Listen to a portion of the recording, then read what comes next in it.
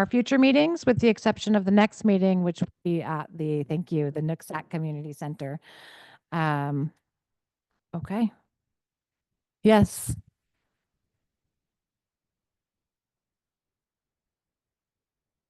Oh, fair enough. I hereby call this meeting to order at 6:01. Please stand for the Pledge of Allegiance.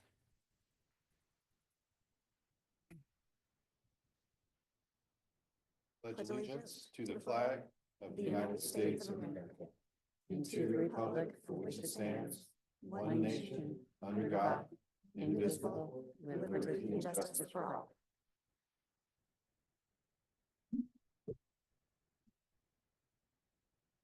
Thank you. And a note that Deputy Prosecuting Attorney Kellen Quistra will be absent tonight as he's at a conference.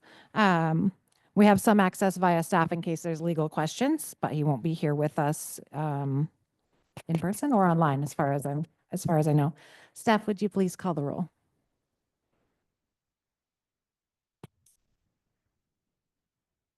Doug Chadwick. Present. Eamon Collins. Present. Liz Darrow. Present. Joe Ellenboss will be here shortly. Lindsey Graham Ellenboss. Present. Colton Kaltenfeld. Present. Brad Kelly. Here. Maya Morales. Presente here. John Muchler. Here. Hannah Ordos. Here. Joel Pitts Jordan. Jessica Rienstra. Here. Rod Stump. Here. Jennifer Wright. Here. Okay, we'll move on to approval of the agenda. Are there any amendments to today's agenda? Commissioner Morales? Yeah, I'd like to actually pull my amendment off this agenda and move it forward 2 meetings from now, if possible. Sorry, that is Amendment 11, not the new one. Thanks. Asking for a vote and discussion on May 22nd.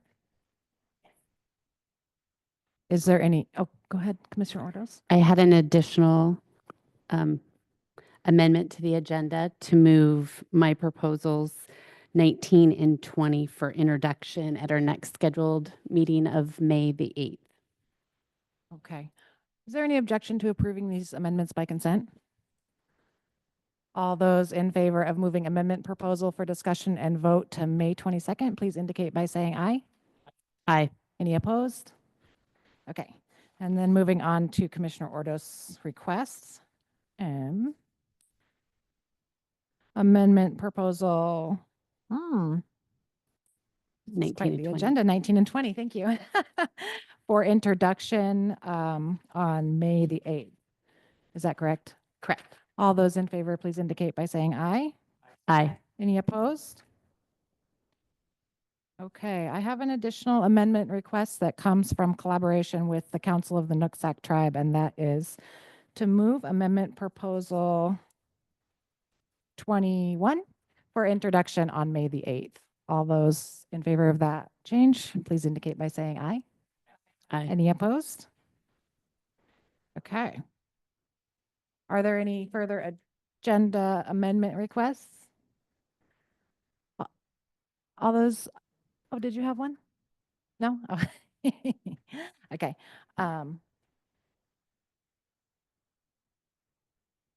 All those in favor of approving tonight's agenda, please indicate by saying aye.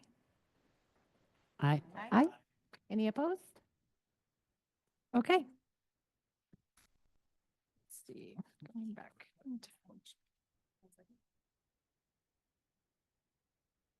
Okay. I'm not seeing, okay. So we're going to move on now to public comment. Members of the public are welcome to address the commission on topics related to the Whatcom County Charter in person or via Zoom. Comments are limited to 3 minutes per person. If you have a comment on one of the agenda items listed under old business, we ask that you hold your comments until that agenda item. We'll start with general comments that are not related to amendments 3, 7, 10, 3, 7, or 10. Are there any in-person commenters signed up to speak this evening? Barry Buchanan.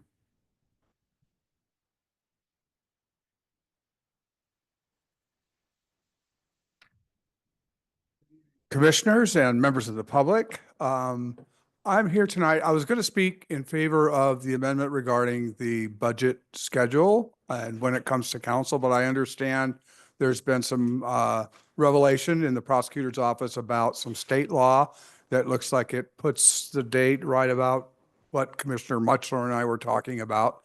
But what I wanted to do was, number one, thank all of you for your service. This is such an important role that we need to go through every 10 years to refresh our charter. And I want to particularly thank Commissioner Mutchler for working with me to come to a proposal on that issue. And I wish you all the best in your work. I have to go home because I have cataracts surgery in 2 weeks, but I can't drive at night right now. Thank you, Councilmember Buchanan. Marcia Devine.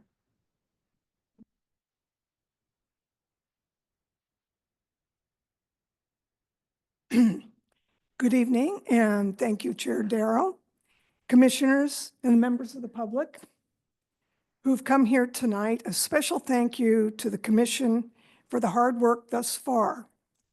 It appears to be very intense. So much work, so little time.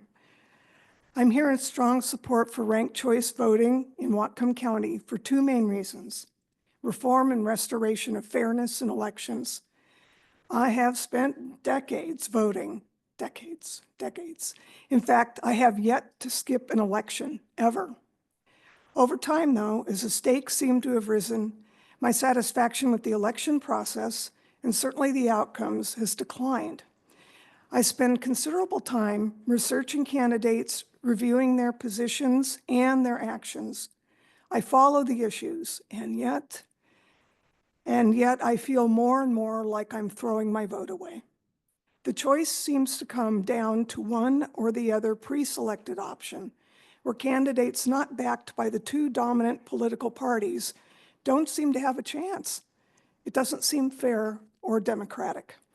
But rather than give in to frustration and despair, ever the optimist, I believe that reforming our current system of elections, where my vote will count in local elections, would help restore my faith in a fair process of voting. This is not radical change, but it's a big step forward, showing a good faith commitment from you all to make democracy better, starting in our own backyard. In a piece published in the New York Times entitled "Time for a Civic Uprising," David Brooks urges leaders in all walks of life to, quote, show that they are democratically seeking to reform their institutions. This is not just defending the establishment, it's moving somewhere new. Please give the voters a chance to at least consider a new way of voting where every vote counts. Thank you. Thank you. John Westerfield, I'm going to have you speak to the budget item now instead of later because I think that item might not be discussed.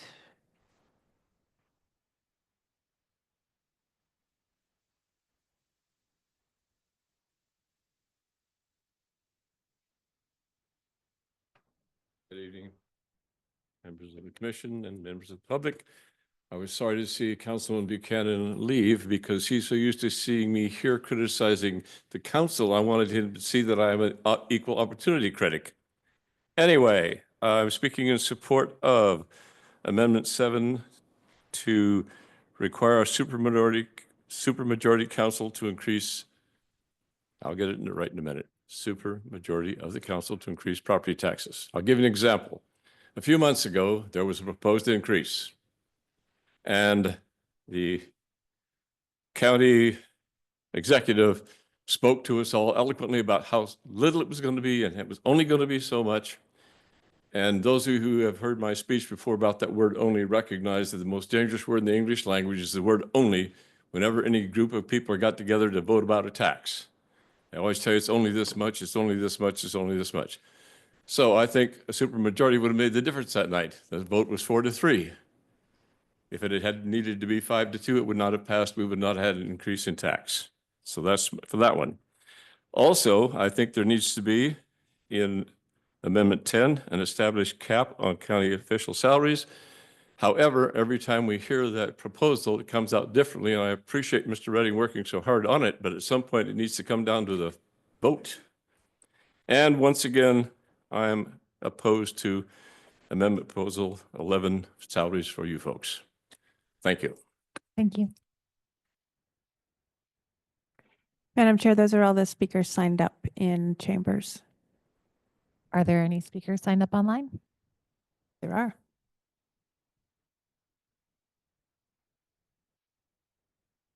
First will be Chris Fletcher, followed by Matthew Goggins and Perry Eskridge.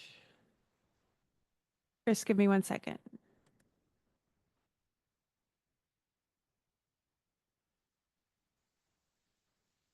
Chris, please go ahead. You have 3 minutes. Good evening. My name is Chris Fletcher, District 4.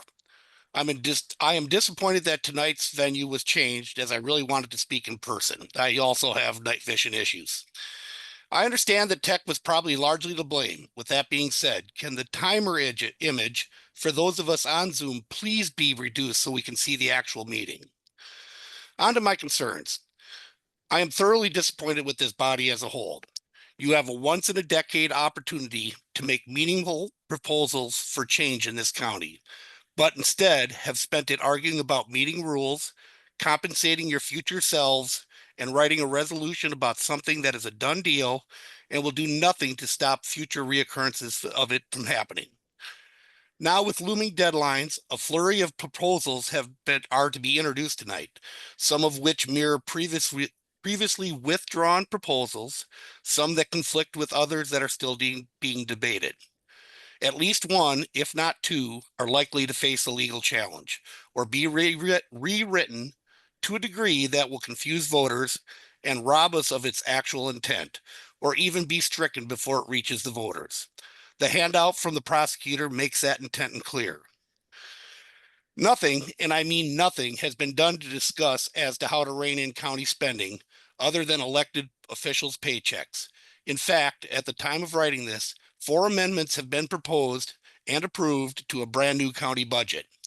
While none of these amendments were for reducing the budget, not all of them were for new spending, and some were just carryovers from that needed reapproval. So why budget? The state is out of control and this county isn't far behind it. That should be of utmost concern. No amount of fancy word talk will change the math of what that means to the taxpayer and the renters who will see hard dollar increases. Finally, I see your position as elected chartered members as being responsible for presenting possible amendments with some teeth, something that comes with consequences, something the average person understands. Remember, anything passed by this body will be reviewed and its real intent hidden in legal language, making it vague to the actual voter as to its intent. While I don't wish to see 20 proposed amendments on the ballot, you have less than 30 days for ideas to be presented, thoroughly discussed, passed or declined. Thank you. Thank you. Matthew, please go ahead.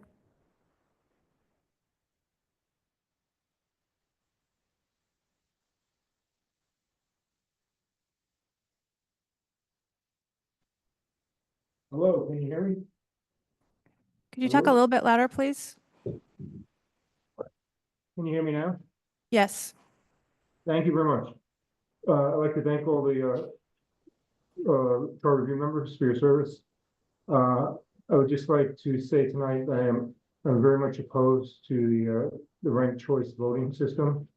It does have some benefits, which are very attractive, but whenever I weigh up the pros and the cons, I really come down very firmly against it. It just, it's basically confusing to be voting for more than one person at the same time, and depending on how everything turns out, your second or third choice is going to do something. I think when it comes to elections, simpler is better as a general rule. And I think the will of the people will be much better served with a simple, straight choice that we've always had. So that's my position. And that's all I have to say about it. Thank you. Thank you. Perry Eskridge, please go ahead, and you'll be followed by Leah Wainman. Good evening, Commissioners. Can you hear me? Yes. Very good. Thank you so much for your time this evening. I'm not sure this is the time to speak because I actually have a amendment proposal number 17 that I would like to speak to, but if that's okay, I'll just go ahead now. Go ahead.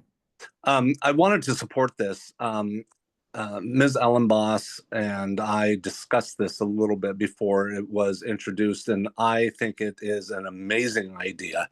One of the things that most of you have probably dealt with me in is my advocacy for affordable housing through the Whatcom County Realtors Association and the Building Industry Association of Whatcom County. I should make it clear tonight that I'm making comments in my own capacity, but that's probably where most of you know me from. I'd like to go back to just last year when we had the Senate Bill 5290 proposal coming before the County Council. And what we learned then was that even though the legislative intent expressed by that Senate bill that set up specific timelines for the issuance of building permits based on the type of permit and the type of hearing process that the permit was subject to, it was stunning to me to find out that staff had actually attempted to do an entire end run around that Senate bill and the plain legislative intent in an effort to not have to change any of their permitting processes. There was also a substantial provision in there to talk about fees that could be charged for building permits. And oddly enough, many of us wanted to talk about increasing fees so that we could hire more staff to process permits in a timely manner. Staff did not engage in that discussion as was requested by the Senate. And as a result, we missed a perfect opportunity to talk about the fee structure, the staffing levels at the Planning and Development Services Group, and how we could improve that process to get houses on the ground faster. Ms. Ellenboss's amendment addresses that problem head on. It prohibits staff at the county level from adopting more restrictive provisions than state law does. And as a result of that, I think it helps get through permits much quicker, much more efficiently. And I would urge your favorable consideration of that amendment proposal number 17. Thank you. Next is Leah Wainman, followed by one additional in-person speaker, John Miller.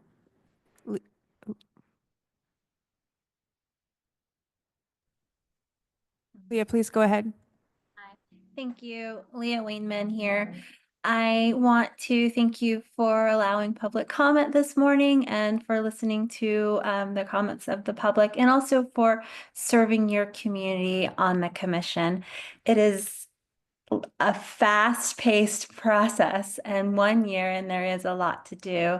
And I think somebody else already said that, but I wanted to reiterate that for you today, and that we see you and your efforts and appreciate them so much. There's so much value that you bring to our county in doing this work, and really appreciate it. I am coming here today to speak in support of the proposed amendment number 14 to establish a Whatcom County Office of Ombuds. I am a member and have been a member of the Whatcom County Public Health Advisory Board for, 6 years now. And though I'm not participating today and speaking today on behalf of the board, I would say that the board has public comment as well.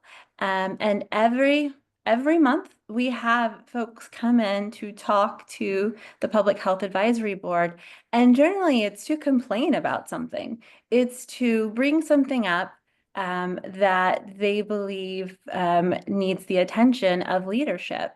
And this is how they have chosen to do it. And I don't believe that we record any of that. No one documents any of that. Perhaps someone follows up on it, but generally we don't respond to it in the advisory board meeting. And so for me, the Office of the Ombuds is a place for that information to go and to belong in a way in which we can be responsive to the needs of our community. I'm sure that happens in all of the boards, and they see the board as a place to speak to leadership. But what happens after you speak your public comment? What happens after you call an office and you have an issue? is that addressed or is that not? And is that tracked in a systematic way? The Office of the Ombuds provides an opportunity for us to provide transparency and accountability to the people of Whatcom County. It would allow us to track and understand the needs and look at them not as individuals, but as a system.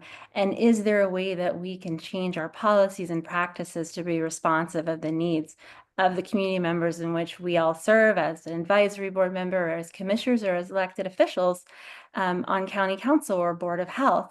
And so I would encourage us for accountability, for transparency, to look at establishing a Whatcom County Office of Ombuds. Thank you so much for your time today. Thank you. John, followed by Marcus D.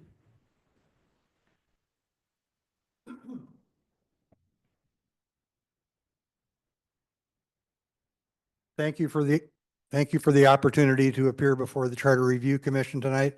My name is John Miller. I reside at 5187 Ranchos Road. I have appeared before this commission a couple months ago when you were starting out. I've served on Charter Review Commissions in Clallam County 2 times.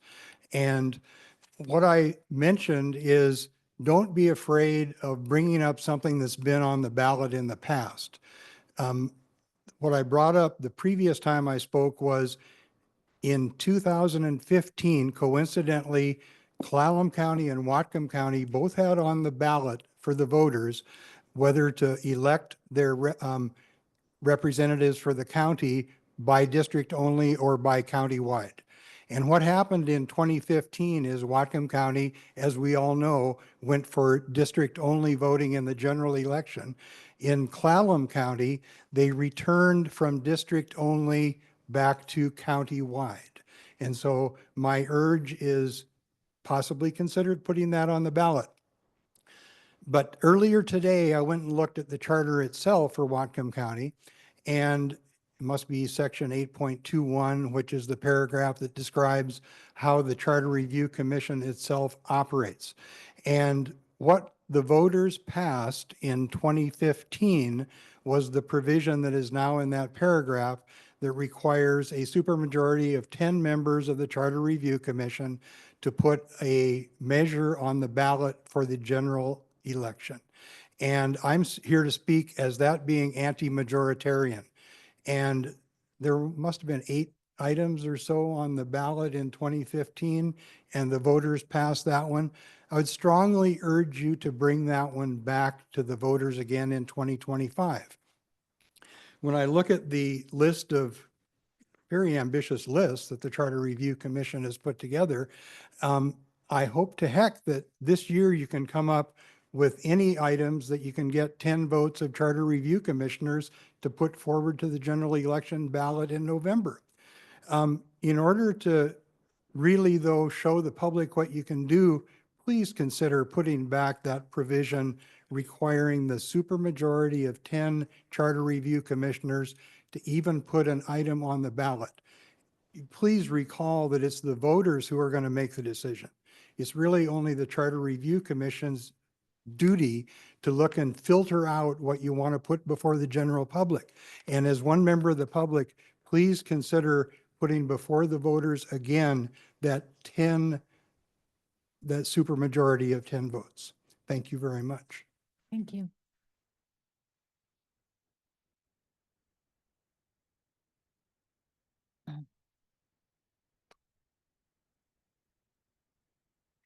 Good evening. Thank you. Marcus D. I think many of you do know me as someone who's been an advocate for homelessness and housing and very hands-on. And I speak with, at this point, after some years, some modicum of authority, I suppose. At least I know some stuff, right? And it's always best when we look to the people who know some stuff so that we can, affect change in their kitchen, right? In their advocacy. In my advocacy, I've seen what went wrong keeps going back to compliance issues a lot. And I've spoken to this with this group the last time I spoke, but I really want to really elicit compliance at every level that you can in this very short document. the ombuds amendment could be very supportive of that. It arguably may not be enough when we look at some of the failures, right? When the county makes a resolution and puts that to our executives, doesn't matter who that is in the seat, we've seen it time and time again, they can veto that or they can just ignore it. And we see that, and it's non-compliance, and there's no way to compel that compliance. How do we compel that compliance? I would ask each of you to find that out, to dig deep. It's good, this is nonpartisan. This is for all of us, right? And, you know, it has been suggested, and I've also heard said that you can't do that, so I'm gonna go ahead and say it, that we could make a much more powerful legislative body here with this charter. I've been told that we could.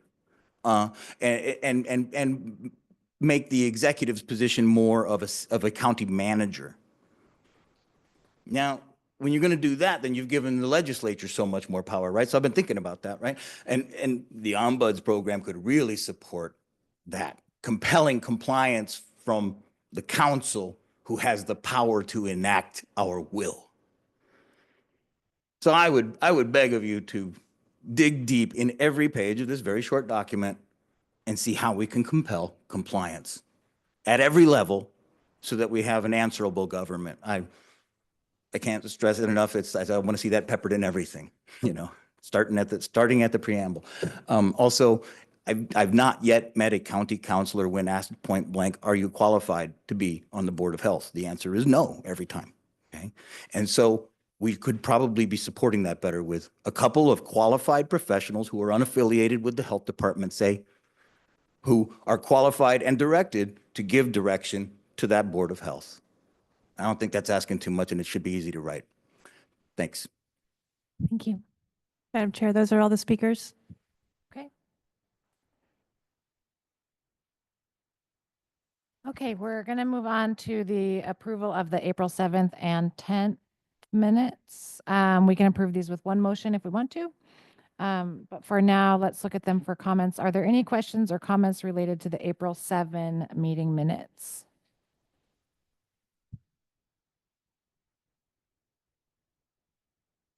Seeing none, are there any questions or comments related to the April 10th meeting minutes?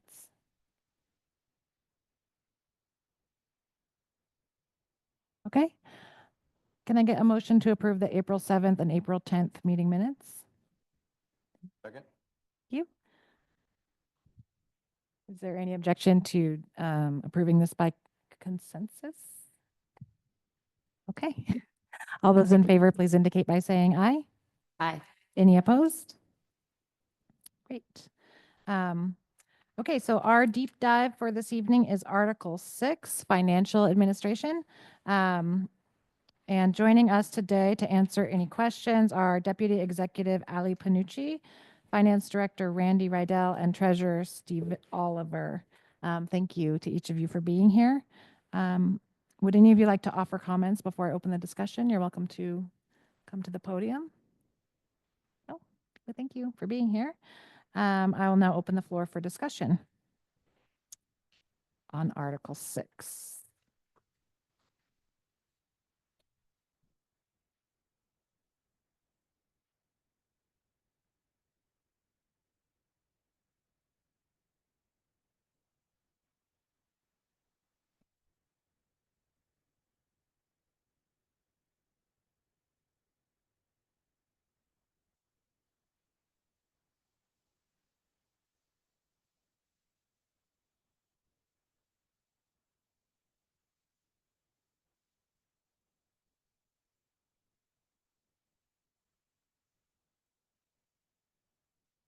We have a very quiet group tonight. I wasn't expecting this. Commissioner Chadwick. Madam Chair. I guess this question would be for the deputy executive. Has there been any consideration? I don't remember the last time that the county had a annual budget. Maybe some of you that have been with the county for some time can remember back, but has there been any discussion about advantage, disadvantage of maybe returning? I know the city of Bellingham has a annual budget. Currently, the county has a biannual budget, which essentially you go through the same exercise every year If you don't get it the first year, you just hold off and make amendments in year number 2. So I just kind of like your thoughts on the biennial budget versus potentially going back to a annual budget. Good evening, Ali Panucci, Deputy Executive and Director of Administrative Services. I am not, I joined the county in August and so helped facilitate my first budget here at Whatcom County. I am not aware of any active conversations about that, although I'd be, happy to think about it and talk with any of you offline. I've managed budgets under both systems, and there are certainly pros and cons of either approach. I will say that I'm joined by my finance director, Randy Rydell, and we're doing a lot of thinking about how to improve the process and add transparency and bring different information both to the council and the public. So I'll just say that is something we are actively working on and eager to engage in. So as you think about charter amendments, think about how much ability there is to actually try new things, the more prescriptive you are. Commissioner Morales. I have a question about budget transparency. One of the things that we've talked about is compliance, and thank the public commenter for bringing that up. One aspect that I'd like to know more about is public involvement in our current budgeting process. Where does it come into play? Where is it missing? Where is it working? And then if I can tag on a follow-on question there, what are the concerns around more public involvement in our budgeting process? Are there any? And what are ways that we could expand it that would be sort of attending to security and safety in terms of general county operations, and also, maybe specific contract details, but still greater transparency to the public and interactiveness? Yeah, I'll take a first shot and then I'll let Randy or Steve if they want to weigh in. I think that is actually something Randy and I were just recently talking about, looking at some ideas that are kind of floating around. So I think there's a lot of opportunity.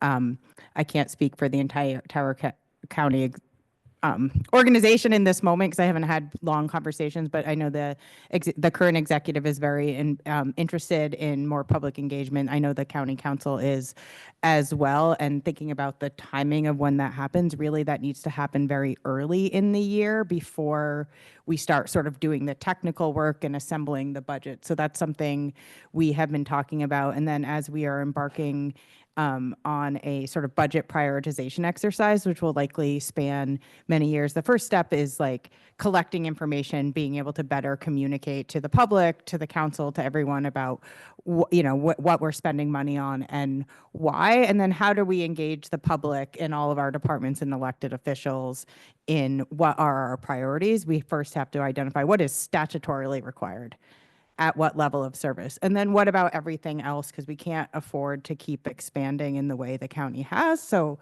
how do we get input from the community? It has to be kind of an iterative process, I think, of a feedback loop. So I think we're very open to it and thinking about ideas of how to incorporate that.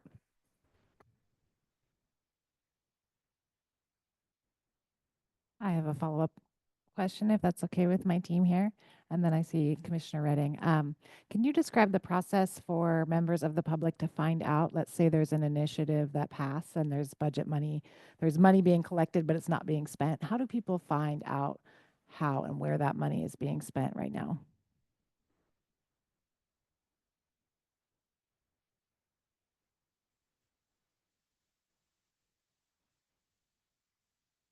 Randy Rydell, Finance Director. The public would figure out how and where that money is being spent. There are a couple different ways. Primarily is that most often the contracts are approved or brought through council. And so staying aware of what is in the consent agenda for council and those pieces. As far as the actual spending goes, we also then within the quarterly reports that come out, there are you can look to specific funds. For example, I know the Healthy Children's Fund has its own fund set aside for it. And so though there is reporting done in the quarterly reports on that. If items were not caught in council, such as contracts did not make it through council, they go directly to the executive because they're under $40,000. Then we also have an online contract database where all of our active and contracts are put, and they're maintained there forever, as far as I know. And those ones can be searched based on a lot of different search terms, but also just within divisions or departments can be looked up, and you can put in timeframes of when things may have been passed or enacted. Somewhat related, my office, we do publish a quarterly report online of all of the cash balances of all the county funds. I guess the best way to describe it is think of it kind of like a bank statement for the county. You can see, all the cash balances in those funds. It doesn't take into consideration, plans to potentially, expend those funds, which is addressed through the county budget process. But, it is a good piece of information in terms of, just understanding, where all those funds, how they get distributed across, a numerous amount of different county funds. Thank you. Yeah, and I would also add that, the annual budget, right, shows by fund and expenditures, maybe not to the level of detail you're thinking about, but we also recently added in our, to see changes throughout the year for all of our supplemental budget ordinances to reports that detail spending by fund and show the shift in fund balance. So those are the sorts of things we're kind of trying and actively working on to provide more information about sort of the spending and revenue changes throughout the year. Thank you. Commissioner Redding? Yes, I was going to ask a question about something that I've heard different responses from different people and just want to get the actual situation. When you have a supplemental appropriation for the council, and it has a whole bunch of things in it, a whole bunch of line items, does the council have to vote the entire thing up or down? Or can they flag something for removal in that, an item for removal? What is the council's power with regard to that? Similarly, we recently worked with the council to change the order of operations. So there's been some challenges is at what point can council make an amendment? And that's not up to the executive or not. That's based on, I don't know, charter and code and various things. And so what we are doing now is we are bringing the supplemental budget ordinance to committee for discussion prior to introduction. And there is an opportunity for council members to make motions to amend out any line item in the supplemental. In fact, I think it was just last week at Councilmember Donovan made a motion to amend the supplemental. It wasn't successful, but that was the first time they actually tested out that opportunity. And so now there is an opportunity for them to amend it prior to introduction on a line item basis. And I do think that, what Ally has described, albeit it's a new process, I think that'll be a substantial improvement for the county council to exercise their budget authority. Thank you. Commissioner Ray?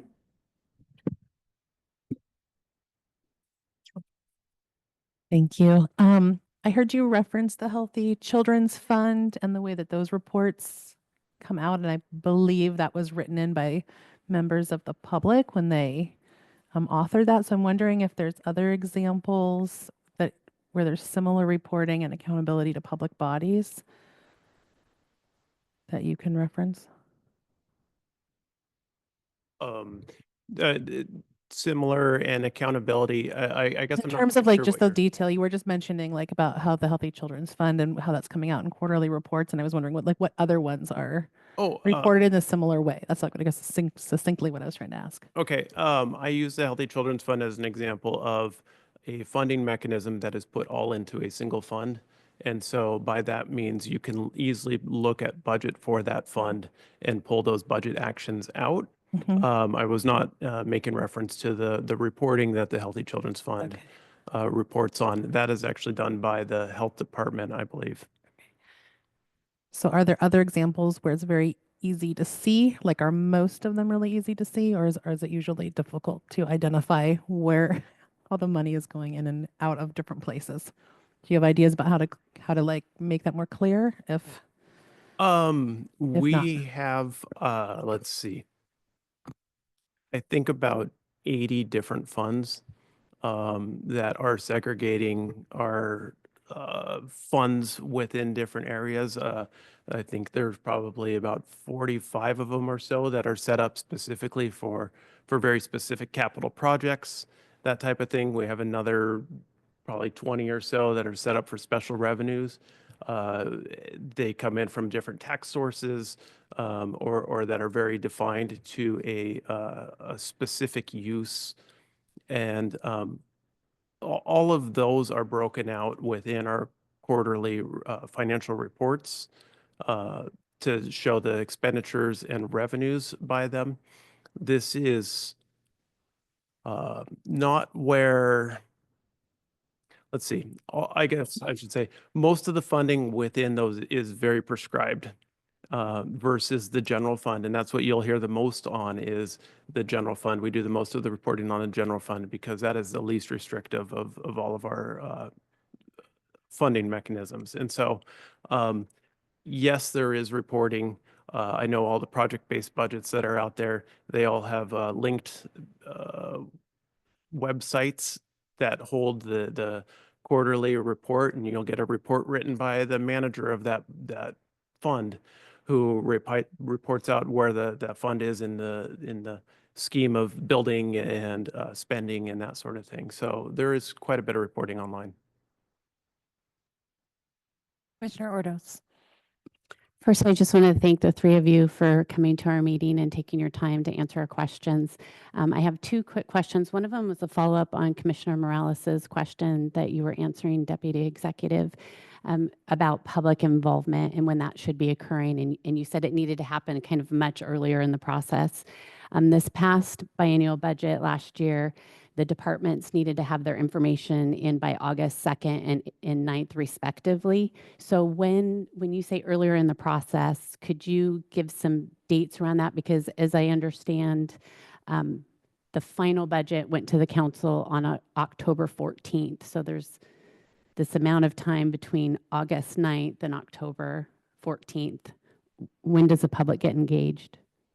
Yeah, I don't know how it worked last year. What I was suggesting is that, you know, how this process works, there's a lot of technical work that has to happen behind the scenes to sort of, you know, when they submit their budgets in August to finance before it can really even be presented to the executive's office. There's a whole bunch of technical accounting budgety stuff that the finance department has to do to put it into a form that is actionable.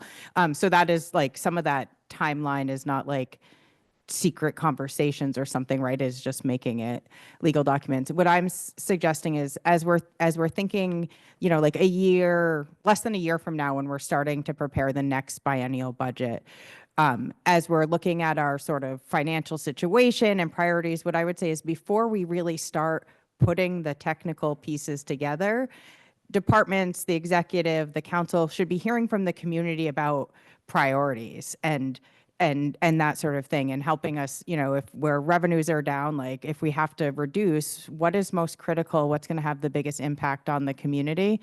And so that's what I'm saying, like it should happen earlier in the year so that it can inform the department's proposal that come to the executive to put a recommendation together. And then another round of like, okay, here's what they submitted, here's what the council recommended. What does the public think about that as the council then takes their role in the process? So I would say it needs to happen earlier to inform the executive's recommendation and then continue through the council process. Okay, thank you for that. And then the second part is I understand that, goodness, I think maybe it was last year, there's a new financial management system that the finance department has been onboarding, and it's quite a cumbersome process, I'm sure. But my hope is with that, at some point in the future that that granular type of data for transparency will be a lot more accessible in reporting, either when it's requested by council or it's requested by a member of the public. And I was wondering if you kind of had a time frame of which, when the new financial system will actually start kind of getting us ahead to that point for better reporting. The new financial system, yes, it has been a bear to get on board. And we are already within our department starting to see the benefits of it. And in given being able to give the departments more on time, regular, and granular detail. We are looking right now at that detail because, as you mentioned, it hasn't gone out in the public sphere very often before. And so I have been working with the departments to let them know, hey, will you please take a look through this? Because, you know, there are things maybe that, for example, a credit card number may show up if you're looking at detail that we don't really want in the public sphere. And it's not that we're trying to hide anything, but there's just some information that needs to be redacted or pulled out, and for us to learn new methodologies for how to enter things and be able to get it into this digestible format that could be readily used by other users. But I do intend to bring out this type of more transparency, or greater transparency, I should say. As far as timeline goes, there's not only a wish for me to do that, I'm pushing it out through to the departments, and then there will be quite a few technical hurdles as well as far as what that looks like in the broader scheme of things. But we're looking to some of the other counties in the area and other governing bodies to see, to gather more ideas about how they have presented it out. So I can't give a real good timeline on when or how much, but know that it will likely be a progressive project that continues to move along. I think that the transparency involved in that would be great, a great move forward for our county. Can I have a super quick follow-up to that? When that comes to fruition, do you think that the quarterly reports within that 6-week time frame to be available after each quarter will be able to be met on a consistent basis going forward? Yes, I hope to meet that before that even happens. Okay, thank you. Yep. Commissioner Morales. Staying on the same topic, really. And yeah, thank you for being here. I wanted to actually follow up a little bit on the public participation part. And it does sound like there's potentiality with a new system for some kind of public interaction with that, possibly, I guess, digitally. But I'm also wondering, I understand, I think it's Deputy Executive, am I getting that right, Panucci? That you have had some experience in King County with their budget, and I know they have a much bigger budget. It's more complex. And I also understand that they have there are aspects of that are participatory down there in Seattle area. And so I wonder if you've interfaced with Seattle at all about that, and, you know, kind of what challenges have arisen, and also what's been good about having more public participation. Having problems with that word, but I think you got my meaning. Yeah, what is that kind of brought about, and do you feel like there's potentiality for that here in Whatcom County? Yeah, actually, my like actual specific working experience was for the city of Seattle, and was involved in some of the participatory budgeting work that was getting underway. It wasn't fully launched before I left. So yes, I have some experience, and that's kind of a different kind of process. And I think there's opportunity for that. I think we're not quite ready for it here in Whatcom County. But so I'd have to think more about that, but it can be helpful. It sometimes devolved into just like a lot of ideas that are outside the scope of city government. So thinking about that is a process that is set up to help people make decisions about specific buckets of money versus like, how do we get input and buy-in on like the big pots, right? And really where we're spending our money that's beyond what is statutorily required. And then in terms of other sort of participation participation and transparency. The next piece, we have the new financial system. We really need a new budget system too, which is in the plans and next on the list. So we were working with a much newer software system for budgeting that came with tools that allowed us to sort of present information through like Power BI and that sort of thing, so people could kind of like click around in the budget. And I'd be happy to send a link. Those are the conversations we are actively having, and just trying to make sure we get the stability in the new financial system before we move on to the next thing. But that is very much like we are eager. Like we get excited thinking about it and need to just kind of be patient. But yeah, it's in the works, and a lot of it has to do with there's technology available that can make this happen once we can get all our systems talking to each other and get some updated technology. I would also like to add one more thing as far as seeing where this comes in. If you've looked at our budget documents, we have department divisions and programs described out in there, and those are going from the obviously biggest to smallest level. In accounting world, we have something less than programs. We have cost centers, but programs are really where I would imagine most of the public kind of questions would come from. How much is this program spending? How much are you doing on that? We've tried to develop that hierarchy in a way that we can extract these programs and be able to say, yeah, we're spending this much on this program. And it may be across different departments. But we do have this structure set up. It got set up a few years back, really kind of internally, and we've been working on it. It's present through our budget system. It's present in the contracts online, and it will be present in what I put online as well, allowing someone to be able to track things through each of those different divisions or each of those different steps. Go ahead, Commissioner Chadwick.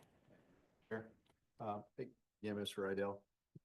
As far as balancing the budget or for the previous year, when is that usually complete? We're talking about trying to get people engaged in the budget process earlier, but we need to reconcile the previous year's budget before we do that. Are you able to finish that by the end of February, March? When does that? I don't want to put you under the gun here, but if we're looking at timelines, a lot of that starts with the base budget, which obviously comes from your department. Yes, as far as getting year-end fund balances, those are rather elusive. I was just looking, I have last year's quarterly report here that I think has an April 3rd date on it. I know that the charter has a 6-week window from the end of the fiscal year, and while that's seems like an appropriate timeline for quarterly financials, we're talking a whole different ballgame at the end of the year. As we get ready for audits, as we start getting, there's certain things that accrue and whatnot. Anyway, financial stuff that happens. We are still even processing kind of new year end invoices and that sort of thing into February. We will not have numbers. I can't see. I think that it would be really early to have them in mid-March. And it's been a push this year. We didn't have our full staff working on it because we were working on the software transition. I really hope to get that sooner, but I haven't seen that whole process play out yet. Okay. And again, congratulations on your position. I know there's been a lot of turnover in your department and institutional knowledge that is left, and it takes a while to get up to speed. Maybe I misunderstood. Once this new software's online and it's working as it should, is 6 weeks an attainable goal, or is that unreasonable based on your? I believe 6 weeks will be attainable. Yeah. For the quarterlies, like I said, the year end is a different. Right.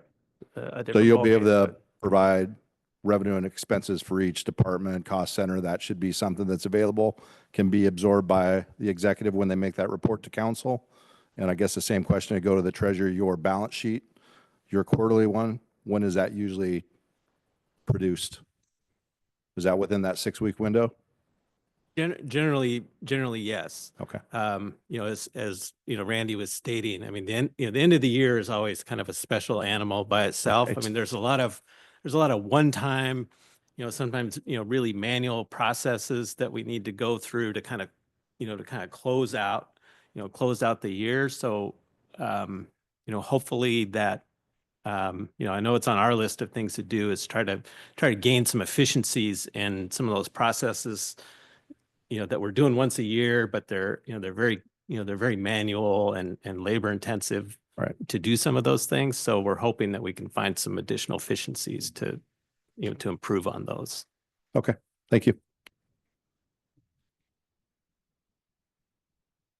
I would also just add that, you know, I mean, we, that end of the year closeout, I mean, we can't drag it out indefinitely because, right on the heels about now is about when, we start engaging with the state auditors, to complete the county's annual audit. So, I mean, there certainly is some pressure, in the finance office and my department somewhat to get those things closed and taken care of as soon as we can. Question about section 6.0, which deals with lapses of appropriations. Are you aware if that applies as well to taxes, like tax initiatives you talked earlier about some that are so specific and sort of encumbered by what they can be spent on. The charter says that unless otherwise provided by the appropriations ordinances, all unexpended and unencumbered appropriations in the current expense appropriation ordinances shall lapse at the end of the budget cycle. The question being, if a tax was collected but not spent in that cycle, would it also lapse?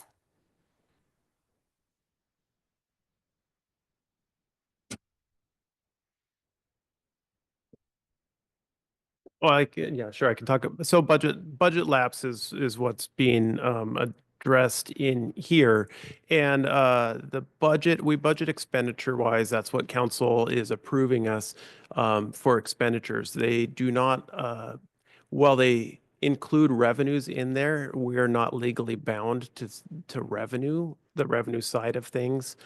We have to have matching revenues in order to work with our expenses, be able to expend those things. But so what this is addressing is that expenditure lapse and that ability to carry forward potentially some of it. It's different with the revenue just because we aren't budgeting it in that same way, and we don't need it to be budgeted in order to collect things, or if I'm understanding correctly. Yeah, the question is if a tax could collect without ever lapsing due to lack of expenditure. We will, I mean, to the extent that, the collection of that tax has been authorized by the county council, we're gonna collect it. Regardless of, the pattern of expenditure. For example, the Healthy Children's Fund or, the EMS, the countywide EMS levy, there's some variability, that we've seen in the expenditure pattern, but we know that, over time, those revenues are still going to be necessary at some point, to complete all the, the commitments and obligations of the planning that's, gone into justifying those, those tax levies in the first place. So we're going to collect it. Thank you. Any further questions from commissioners? Go ahead, Commissioner Rienstra. Thank you. And thanks so much for being here, for sharing your time and expertise, and for all of the work that you're doing for the county. I think this question may have partially been answered, but I'm really curious to hear, under the umbrella of financial administration, what areas each of you might see that could use the most updating or change to more enhance efficient process for us in Whatcom County. I can add a caveat that if it's going great, like what do you see us really excelling at? So no pressure. I think that there's a lot of opportunity to make things more efficient, just in many different ways. And so I don't we have a lot. I feel like we have too many what do they call things in the fire right now.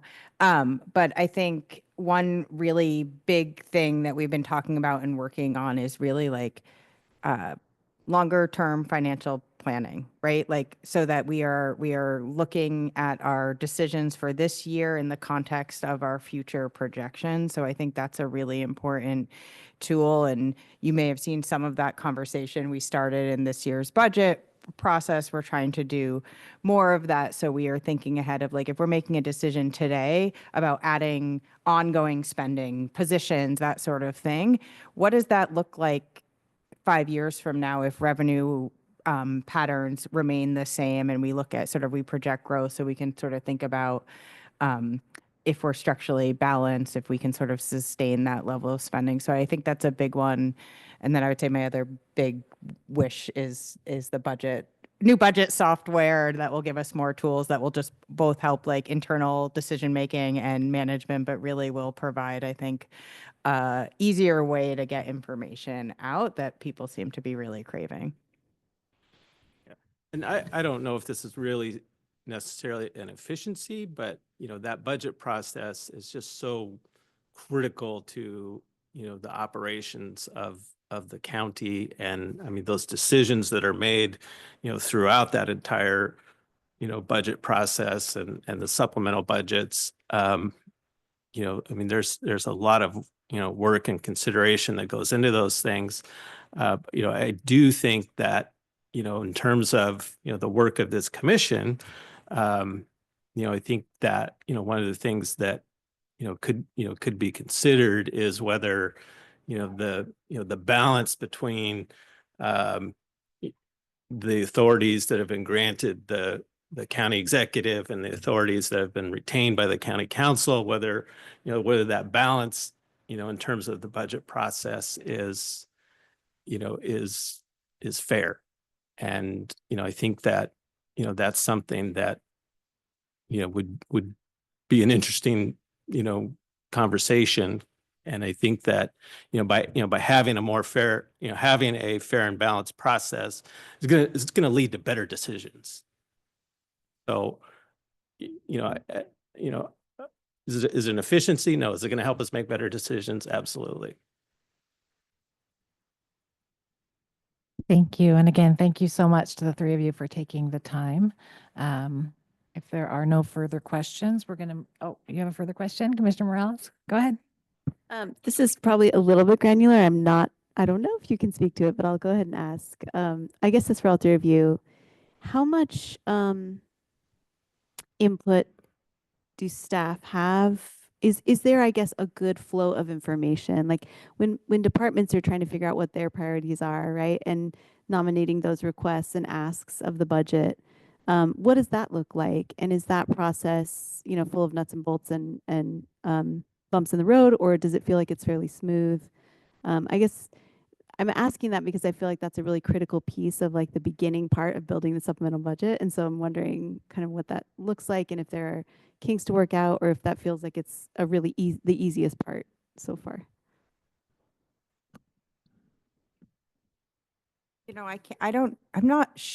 I can't really speak to what happens before something arrives on my desk fully. I can say today we sent out some initial budget instructions. I'll be presenting about that at council next week. And part of that is, we're in a period of contraction. I've talked a lot about we need to absorb any cost increases for 26 within the existing framework of what was adopted for the biennium. So working on that exercise and updating our inventory of services so we can better answer that discretionary mandated service. And one piece of the sort of instructions we put out is that the staff we encourage everyone to work with their entire teams, because the staff doing the work are best positioned to, one, identify where they can see efficiencies. How can we keep doing this program, in a more efficient way, but also to best explain the impacts, the sort of benefits, what the impact to the community will be if there is a reduction in service or an elimination of a program. So I do think that's encouraged and invited, and I think they're our best source of information for that type of thing. And even though, my office is relatively small, we have a number of, subject matter experts in our office that we rely on significantly to help us develop, internal policies, to help us, get, operational feedback and, relative to our, to our budget requests. So, I mean, that kind of information is really important to a small office like us. I would imagine that in larger departments like the health department and public works, it's probably, mission critical that you have that, that kind of feedback. Commissioner Kelly? Yes. How much money does the government have? Right now? Yeah. I could probably tell you.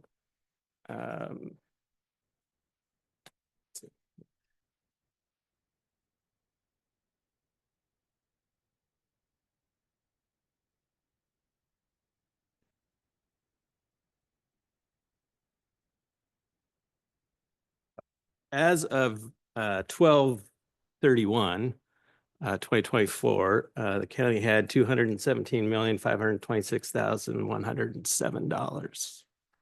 Okay. I just want to remind you that the government doesn't have any money.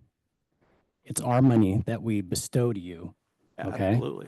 And then when you guys are crunching numbers, you have to remember that that's not your money either. That's our money. That's everybody's money. Okay. And you got to be careful when you just say revenue and collecting, because when you collect revenue, you're forcibly taking it out of our wallets. It's not a choice many times. So I just want you to remember that. Thank you.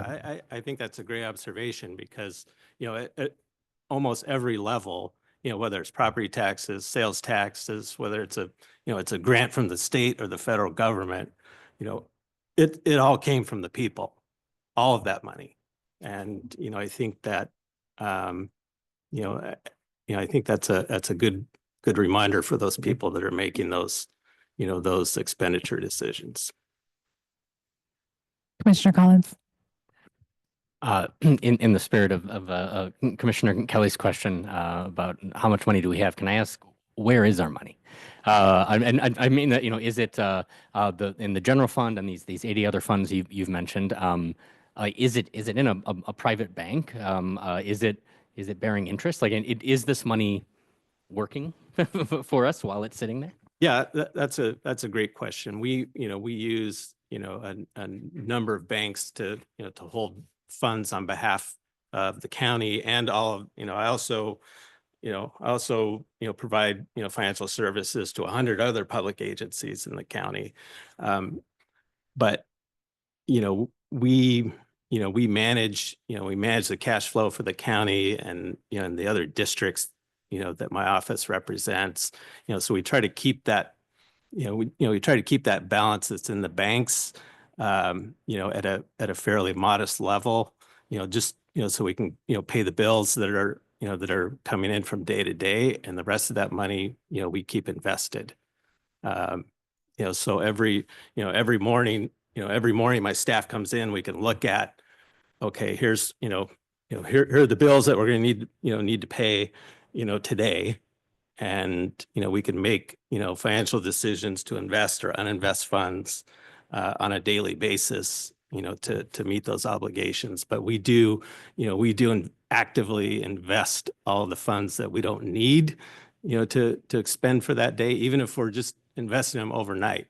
Last year we generated in excess of $10 million in interest income for the county just by doing that. And that's, that's funds that go back to the general fund and a few other specific funds of the county.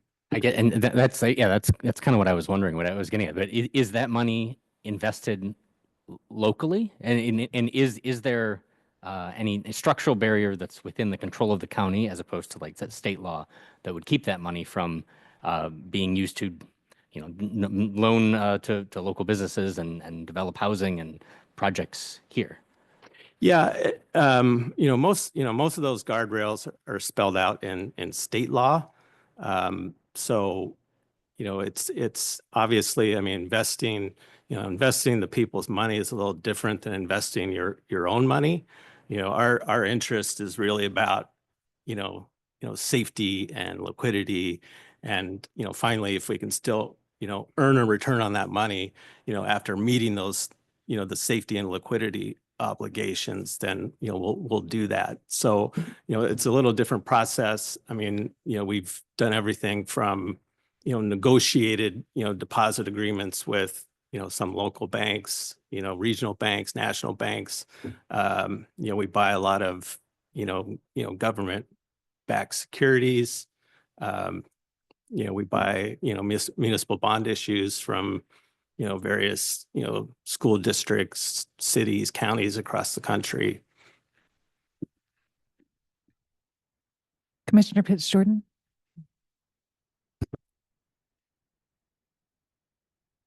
Thank you all for being here, and thank you for the work that you do on a day-to-day basis. It's truly astounding to shepherd a county budget that is the size of ours. And I was wondering if you could just talk a little bit about the maintenance level cost drivers that have been impacting the county budget and impacting the county budget's deliberations, and how that has how those cost drivers are projected to go into the future. And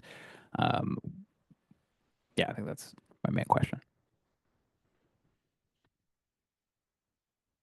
Was that cost drivers? Is that what you said? Sorry, Yes. I just couldn't quite hear.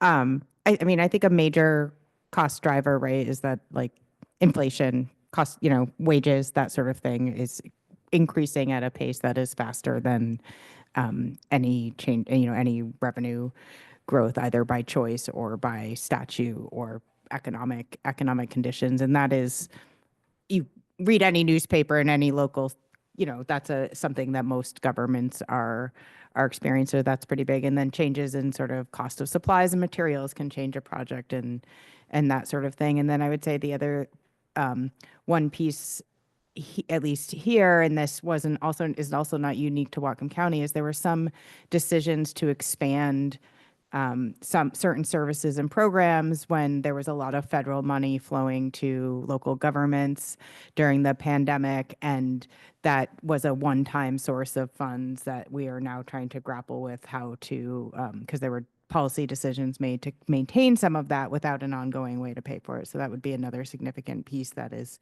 impacting this county's budget in the last couple of years. Yeah. Mr. Chadwick. And so, so much of the county budget is related to, employee costs. I mean, it's a huge, it's a huge percentage of the county budget. So obviously, as there's, if there's, wage pressures, in our local community, the cost of providing, fair, employee benefits. I mean, those are significant drivers.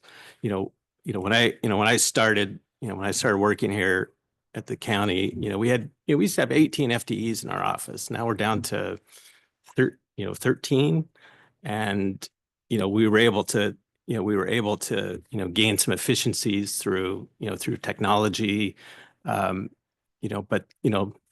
the cost savings of not having those additional 5 FTEs is huge to the county, and it's an ongoing return on investment.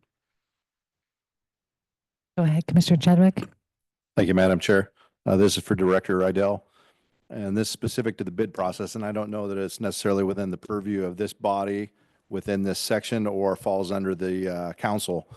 But I know one of the frustrations, my time as a county employee, and you probably hear it from a lot of different departments, is the bid process and the time it takes to get through that, and then accepting the low bid, which you may be $1,000 difference, and you have to take a bid from somebody across the country, whereas there's a local vendor for those goods and services that maybe we could utilize and keep that money local. So looking for your recommendation or thoughts if there's anything that this body could do to expedite the budget process, because obviously the departments are relying on those goods and services to provide operational support for their mission to serve the citizens of this county.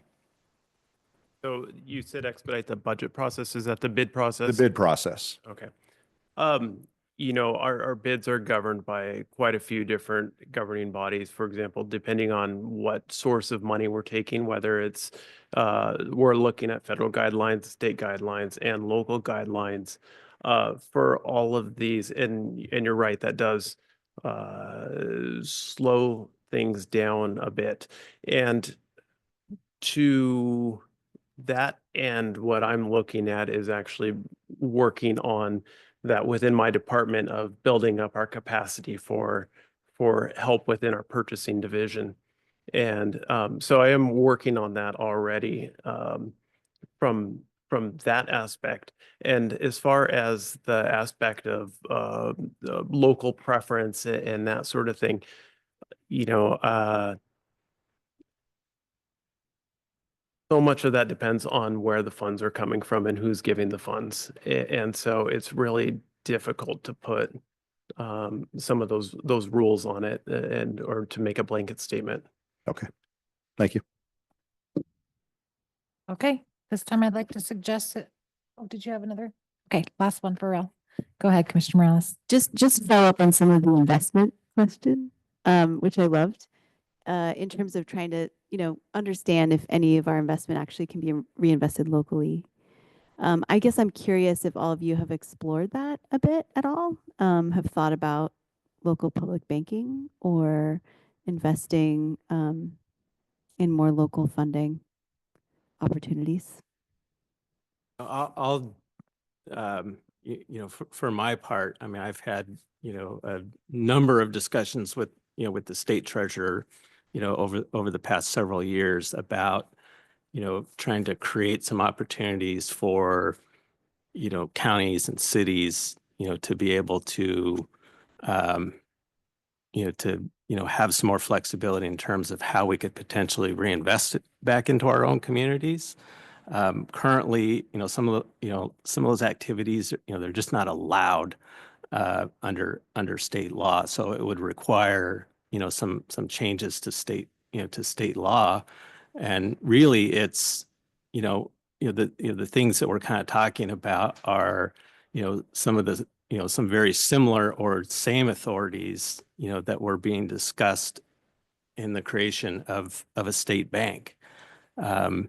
Frank, from my perspective, it's, I feel like, the counties in particular are in a much better position than a state bank would be to, to determine what, where you could have a significant impact in being able to reinvest, some of those resources back into your own community more so than a state bank probably would. So, I've suggested to, to the state treasurer and other, state leaders that, if we can't, create a state bank, why don't you give the counties some of those authorities to accomplish some of those same goals? I'd like to follow up with you about that, because I do think that would be an interesting thing for our charter to explore. I will say one last piece to that is sitting not on the treasurer side, but on the other side, I have actively worked to help districts get loans from the treasurer to cash flow projects and that sort of thing. And so in that way, they are a local lender to the other governments that are within their purview as well. Great. Thank you so much for taking the time to answer our questions. Really appreciate it. We are going to move on to old business amendments for discussion. We will hear any public comment specific to each proposed amendment prior to the discussion. Starting now, let's see. We were going to start with amendment proposal 3, but Commissioner Mutchler, did you have an update for us on that? Charter Amendment Proposal 3, we've batted it around and now staff has taken a legal perspective at it. And we think the whole kit and caboodle may be out of compliance with state law. So I'd like to, I don't think we need a motion for this with consent to send this back to staff to untangle it and bring it back in a form. The current charter itself is not in compliance. It's not the amendment, but the current charter is not in compliance. We've learned this week. Does that sound about right, Ms. Smith? That's correct.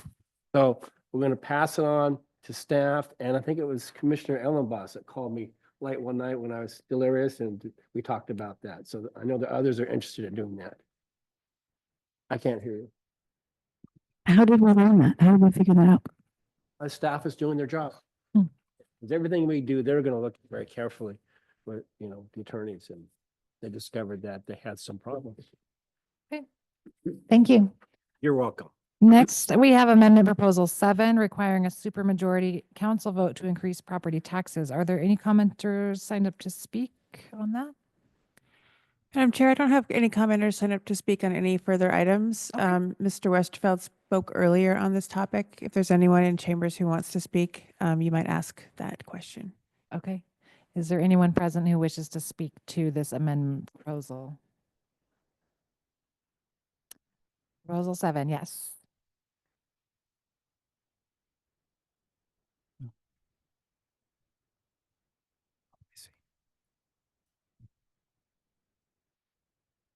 Thank you all for your time this evening. I'm Misty Flowers, and I want to speak in support of Proposal 7.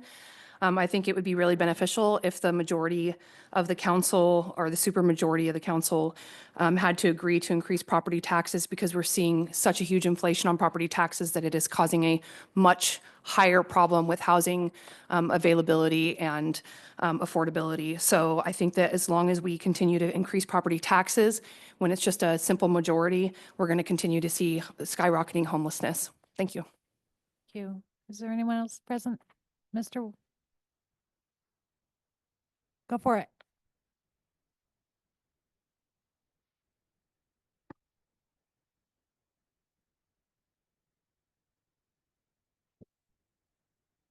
Neglected to mention earlier that the proposal is from John Mutchler. And John Mutchler is kind of an expert on property taxes because he kept the city council of Ferndale from doing it for about 3 years, increasing taxes. So I think maybe we should take his advice and support this. Thank you. Okay. Being no others in the chamber who wish to speak on this amendment proposal, Commissioner Mutchler, would you like to speak to your amendment? Thank you. And I've been looking forward to this and I really appreciate it. Affordable housing is important to me as a father. I have 7 adult children, and trying to figure out how to get them into a home is not easy.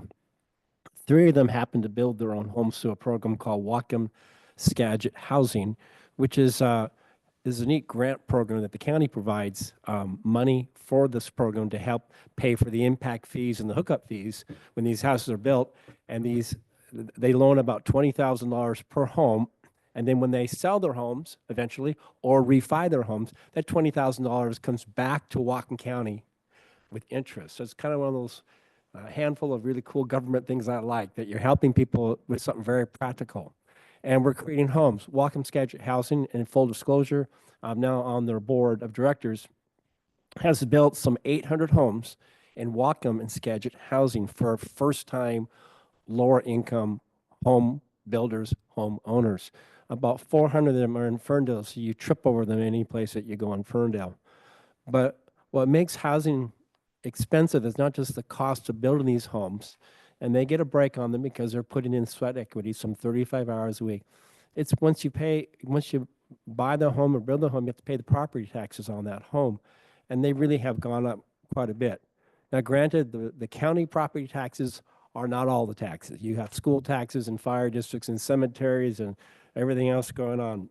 But I think it's a very healthy exercise for everyone to know what they're paying in property taxes. I know what mine are for my home, It's about the same amount as my mortgage not too long ago, just for the property taxes. Now, you might think, I'm a renter, so I don't pay. You do pay. You paid in your rent. And I would encourage you to look at the assessed value and total taxes of the building that you're in or the home that you're in, divided by the number of units, and that's roughly the property taxes you're paying. If you're a renter of an apartment, it's going to be about $1,500 a year is going to be your property taxes. The state continues to make noises about raising the 1% on the property taxes. You're currently allowed to raise property taxes 1%. They've discussed that moving that up to 3% under recent House Bill 2049. 2049, I think, recently died, which is good, because 3% a year every year can add up to quite a bit. Ferndale was mentioned a moment ago. I want to talk about Ferndale and Whatcom County. When I returned to city council a few years ago, we were healthy financially, and we were being asked to raise our property taxes, the traditional 1%. And I said, do we really need it? And they kind of hemmed and hawed. In fact, one of our senior staff members said, we'd be foolish, we'd be irresponsible not to take our 1%. So I said, I don't mind being irresponsible if it saves the taxpayers money. So we have now gone 3 years in a row without taking our piddly 1%, but it's a meaningful amount and a meaningful gesture. We still get that bank money. There's money banked that we haven't, if some crisis occurs, we can still take it. So Whatcom County went for years, many years, without taking any of their bank capacity. You might recall that. I remember the former county executive, Jack Laus, was asked to sign a tax increase, property tax increase, taking bank capacity. He vetoed it and went back to the county council, and they figured out how to work out their budget and not raise taxes. I forget the amount that the county council raised taxes this last year. I think it's 11 or 15%. But that was a meaningful amount that they took money that was banked from previous disciplined councils, and they raised the property taxes. This is not going to keep the county council from raising property taxes. This just makes it a little bit harder to do. I note that the idea of a supermajority is baked into the cake of our county charter. I went through it and I found 6 instances of a supermajority, which by its very nature is limiting what the county council can do. If the county executive vetoes something, it takes a supermajority of the county council to override his veto. The commission itself, we need 10 votes to bring anything to the voters. And so that's a supermajority.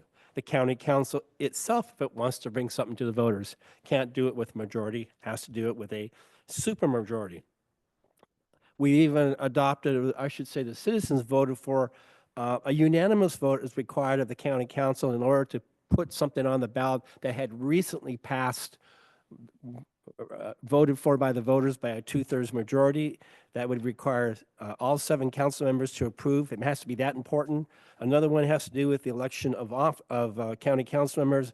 Supermajority, a unanimous amount of votes is needed. And one more I might add, if the voters want to raise property taxes to build something that requires debt, a new school, a new jail, not with sales tax, but with property taxes, a new police station, and they need to borrow money for that, they're required to get a 60% approval to do that, because raising property taxes shouldn't be that easy, and it should be a big deal. Couple more things.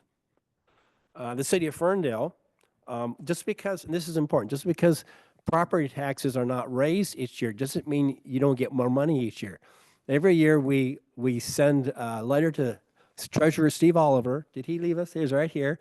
And this is what we want this year. And if we're not taking an increase, Steve over the year sends us about $2 million roughly to the city of Ferndale. That's what our property taxes are.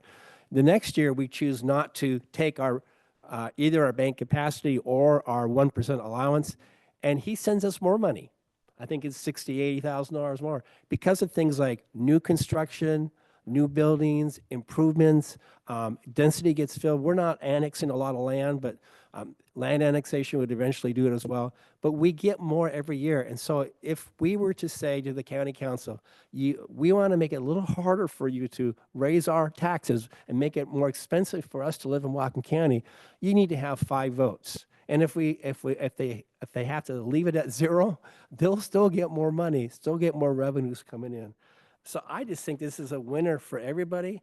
You have the exact wording in your packet, which staff helped me with. It excludes certain things we've talked about already, like, just because you're asking for a 0% increase in property taxes, you still get the increase from new buildings and development and things like that naturally occur organically. So with that, I would simply like to make the motion so we can discuss this properly. The motion being that we adopt the amendment, the proposed amendment to require a supermajority for property taxes to be raised here in Whatcom County. I'll second that. I heard Commissioner Ellenboss. Was there sound like a cacophony over here? Commissioner Kelly.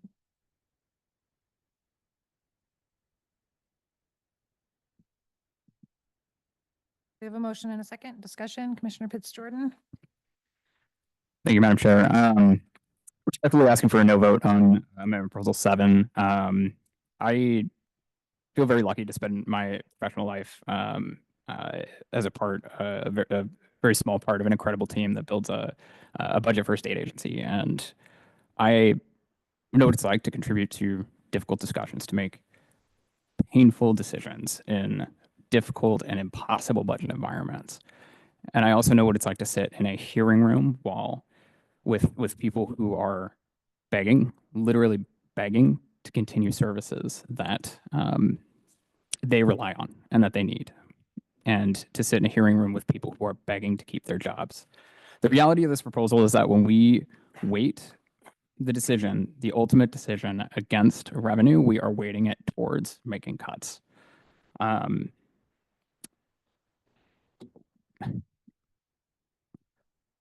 When I apply that lens, the damage from this proposal is not going to come in good years when our budget organically balances.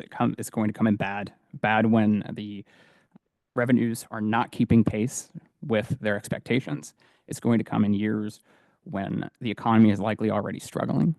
It's going to come in years when there is no good policy option, and when policymakers are not trying to make good policy, they're trying to make the least bad policy possible.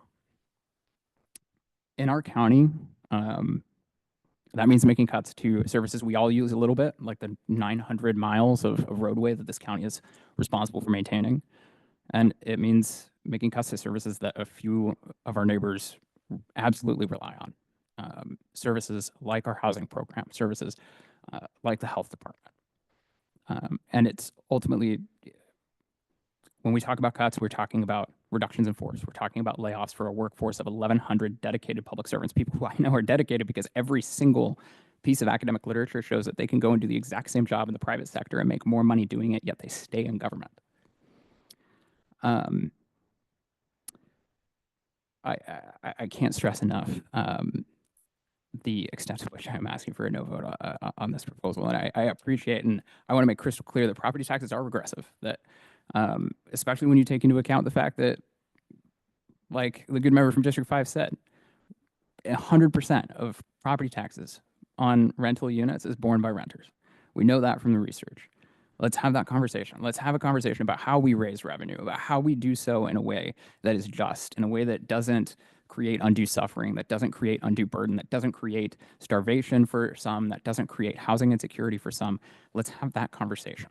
And let's have a conversation about the fact that the state of Washington as a whole does not, in the options that it provides the local governments to raise revenue, effectively and functionally requires us to balance our budget on the backs of working families, and that there is something fundamentally wrong with that.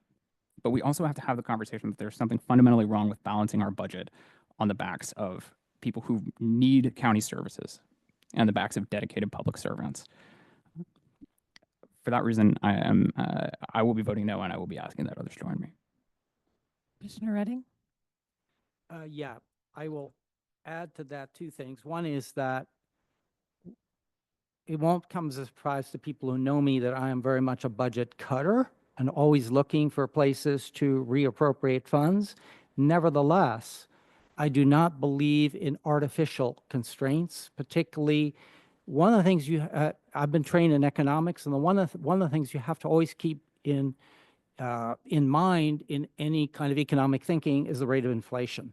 And you've got to make sure that there is the ability to at least keep things level in real dollars. Real dollars are always dollars adjusted for inflation. And this mechanism of limiting things to 1% per year and then adding on top of that a supermajority makes it very difficult to even keep up with inflation. So over time, what that leads to is erosion of services.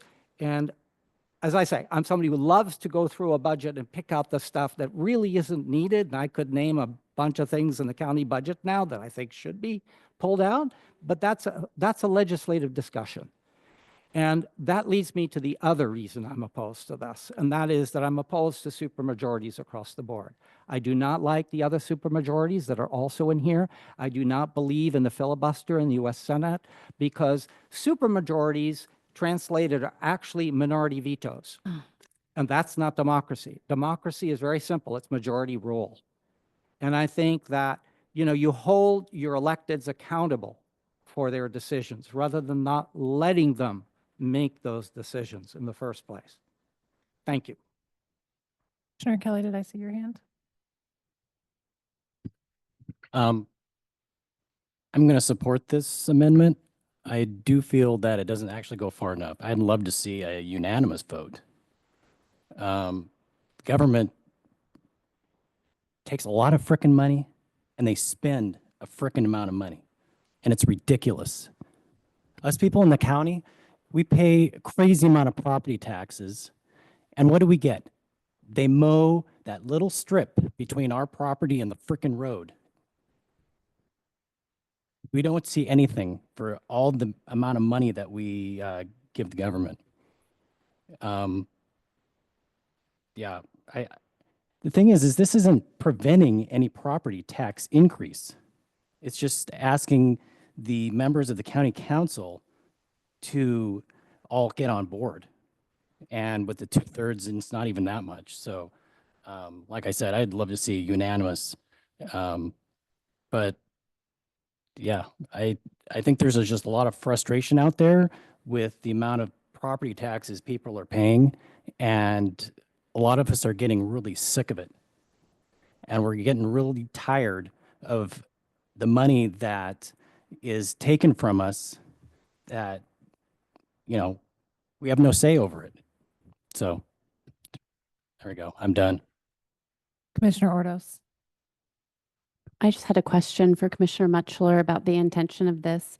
As I understand it, at least through conversation, that the supermajority would only come into place if it was an increase, like past the 1% allowable, not any property tax increase. I just want to make sure I understand the intention. Thank you for asking. And the intent is any county portion of the property tax. So 0 is 0 unless you have 5 votes. Yeah, I thought about the bank capacity, but the state could change those laws in a heartbeat, and it got very complicated trying to separate those two. So I didn't think it was necessary. And again, I agree with what was said. They can still raise the taxes, but it takes a little greater effort to reach across the aisle sometimes and get some help. Clarifying question, if I may, Commissioner Mutchler. So a bank capacity increase would still be a simple majority. So what happened this year where they took, you said 11 or 12%? It would be any property tax increase, but there are exceptions that are listed in the RCW that are included in the proposal. It's dealing with some of the things we talked about earlier, new construction, things like that, because you get those as a county or city automatically because it's that organic growth that's not prohibited in the increases. Commissioner Chadwick. Thank you, Madam Chair. I'm going to support this amendment. And again, I think it doesn't prohibit a tax increase. It just requires the council to have a thoughtful discussion, provide justification, and as opposed to, being a veto killer, or I can't remember what Commissioner Redding, a minority or a majority killer. Is that what you? No, I said it's minority veto, which it Mm, is. Okay. Again, I think, and we'll take this current council, I think it would reflect a more bipartisan discussion and agreement on property tax increases. So I think going forward, you saw this last year, there were a significant portion of this community that was not in favor of those property tax increases, and I know this council heard about it. So I'm in favor of this, and I will vote yes.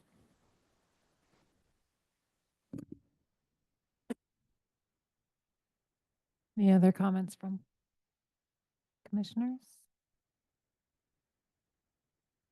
Oh, Commissioner Elbaz.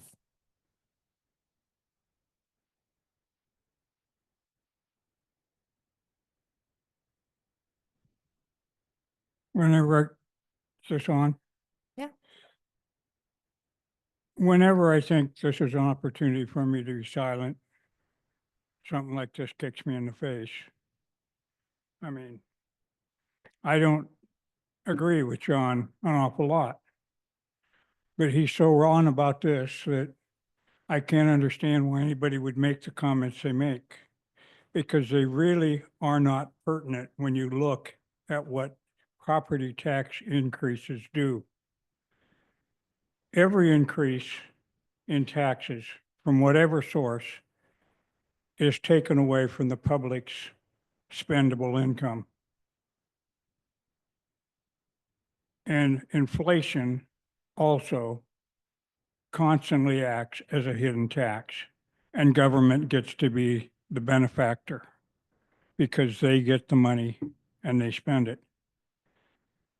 The problem that you gentlemen that are you folks that talk against this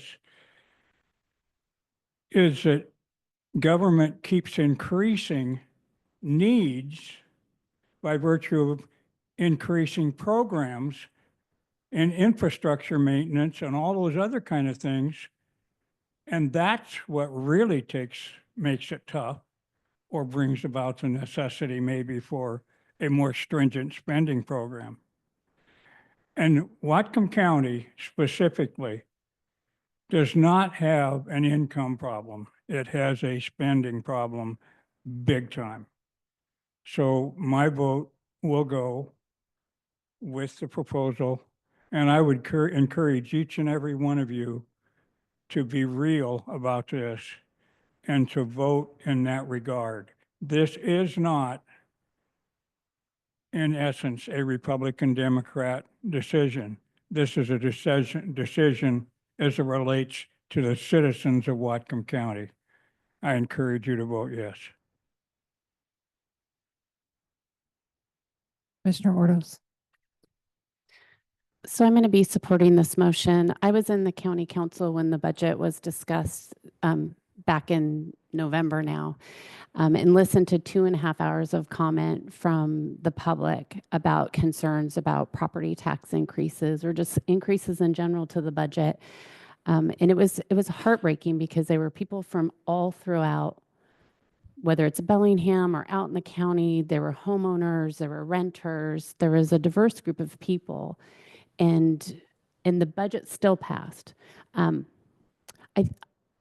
I respect a supermajority in that, much like I respect it on this commission, is that a lot of really good, thoughtful conversation has been generated with needing a supermajority to get things passed with this commission. I've had amazing conversations with individuals that I may not have had the opportunity to discuss points of view with by having the supermajority. So I respectfully disagree with Commissioner Redding that that a majority rules and it's like a minority veto, and I understand where you're coming from, but I think everybody's voice matters.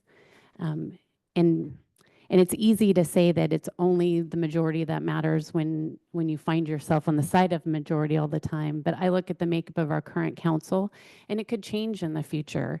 And it could change to maybe benefit the rural community that I support. But I would still want the supermajority to come together and have discussions because we want to represent everyone. This is really supposed to be nonpartisan, and we should be listening to everybody's voice. And I think that supermajority kind of ensures that when we're going to make decisions that impact people's lives, like Commissioner Jordan Pitts had said, or what Commissioner Chadwick has said, we need to take everybody into consideration. And so I gladly support this, and I hope that others will too. Mr. Morales.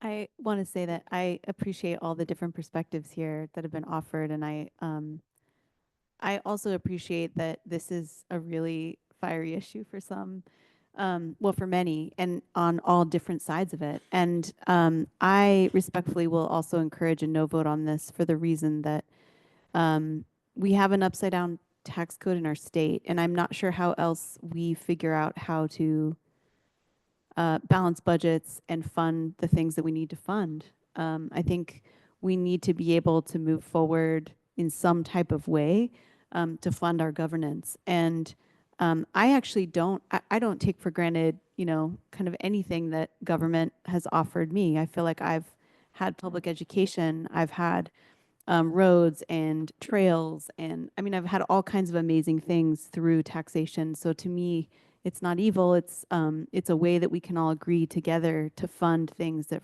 are for the public good.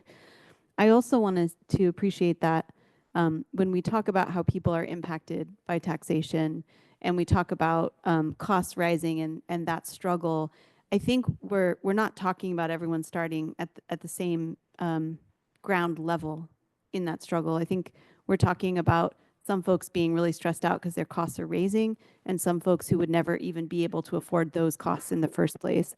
And so I think there's this sort of balance that we have to do.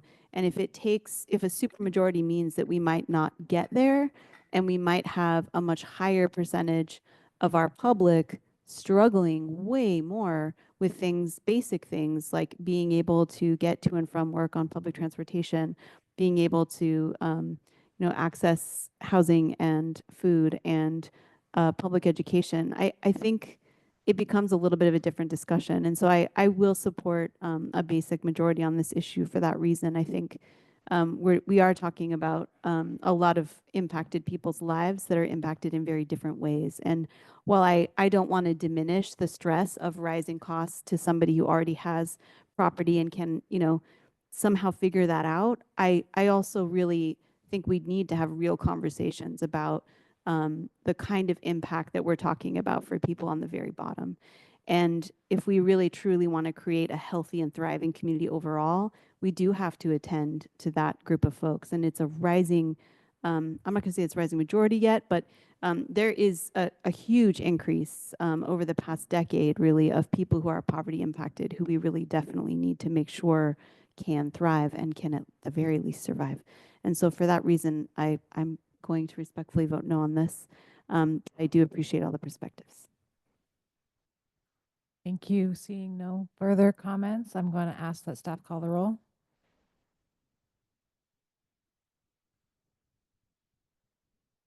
Eamon Collins. Liz Darrow. No. Joe Ellenboss. Lindsey Graham Ellenboss. Yes. Colton Coltonfelt.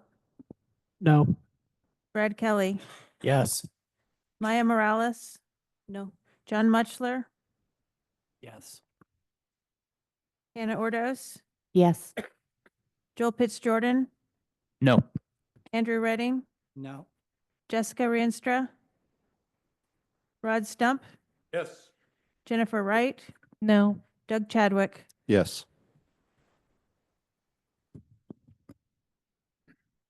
That motion fails, 8 against and 7 for.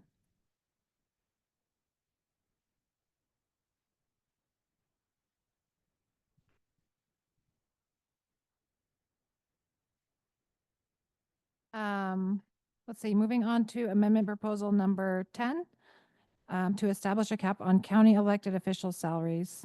Are there any, you said there's no commenters signed up to speak. Is there anyone present who would like to speak to this amendment proposal? Chairperson, could we take a break, like a 5-minute? Unless you want to keep Okay, flying through. yeah, the break came next, but that's actually the second request for a break. So it sounds like commissioners are getting wary. We're going to take a break. We'll come back at 8 p.m. There are cookies, I believe, compliments of Commissioner Ordos in the hallway. And Commissioner Ellenboss. And Commissioner Ellis, thank you for the cookies. I like the IQ one better.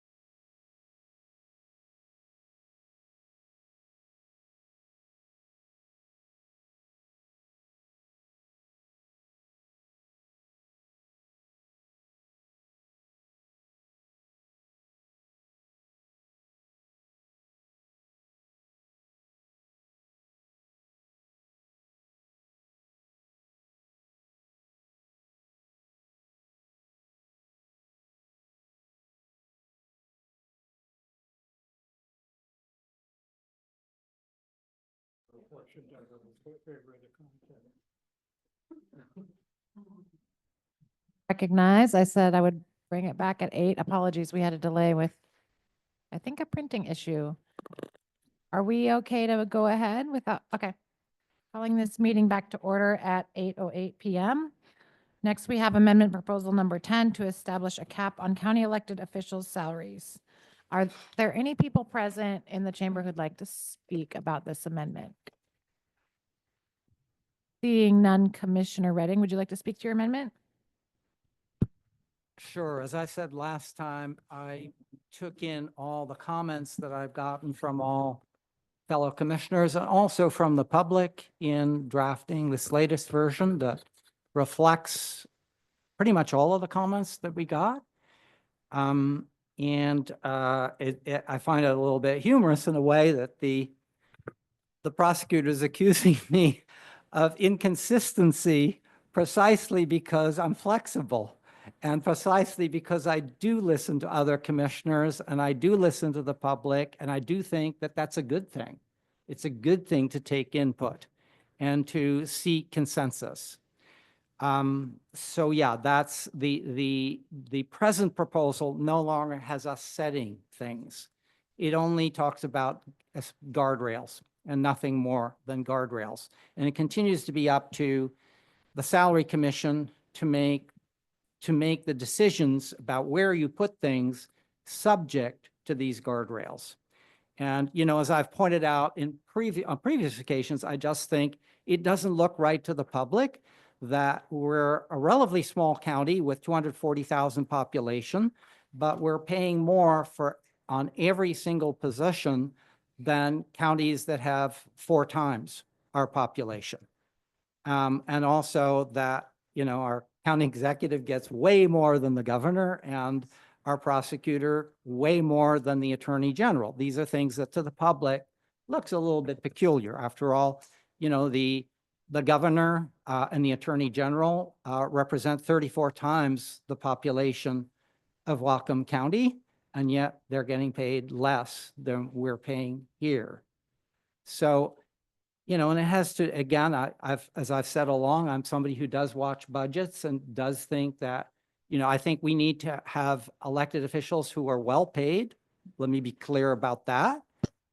But we need to be careful also that we don't go overboard as a small county with limited resources. Those other counties that this still allows us to go up to are counties with essentially 4 times our revenues as well, and 4 times our obligations. So it's just trying to put a few sensible guardrails in there and leave that, other than that, to be determined that way. Now, how would this, I know there's a question of how this would still affect any of the positions. And certainly for keep in mind a few things here. First of all, the Salary Commission, I believe yesterday, took action that we don't know about yet. Okay, I asked our staff to follow up on that, but they supposedly were to vote yesterday on adopting the amounts for next year. And according to our council attorney, those take precedence over anything we may do, even when the voters act, okay? Because that would be, in his opinion, subject to the constitutional provision that for any salaries that have already been set, you cannot lower them for anybody who's already in office. So presumably if they follow the pattern they followed in the past, they relate this to first of all, they relate it to the Superior Court judge salary, and then do percentages up and down for determining the county executive and the other kinds of things. And if they keep to that same thing, well, the county executive goes above $250,000 next year. And then with benefits in the neighborhood of 300,000, when you add in just health and pension payments to that. Now, Prosecutor, what might we, I know there's concern by the prosecutor about that. First of all, none of this would affect this prosecutor. This prosecutor will not be in office at a time when this would even matter. But the question would be, what about the incoming prosecutor in 2026? Well, I can only do a guesstimate here, but under this thing, it would be around 225,000. Based on what the rate of increase that's happening with the Attorney General. If that is consistently followed, then it would bring that to about 225,000. And then that would be increasing annually from that point on. So I don't know how you feel about that, but I'm just giving you a rough guesstimate of where that would come out, which is substantially higher than what any of the deputy prosecutors make. None of them make 200,000 even. So the highest I think is about 195,000. Actually, I have it here. Yeah, I got it right. Essentially 195,000. I'm open as usual to other suggestions, but at least look, at this point, it's very simple. It meets the Farmer Joe Ellenboss standard of simplicity and ease of explanation. Yeah, so that's my opener. Do you have a motion? Oh, motion to adopt, to get it on the table for discussion. What's that? Okay. Okay. Commissioner Ellenboss, go ahead. Just a couple of questions. It's simple, but it might not be simple enough for this simplifyer. When in your third paragraph, you talk about the guardrail for county council salary not being more than 95% of the 1.5 million threshold. Oh, it doesn't say 95% there. Excuse me? Yeah, if you take a close look at. It may not exceed the highest rate.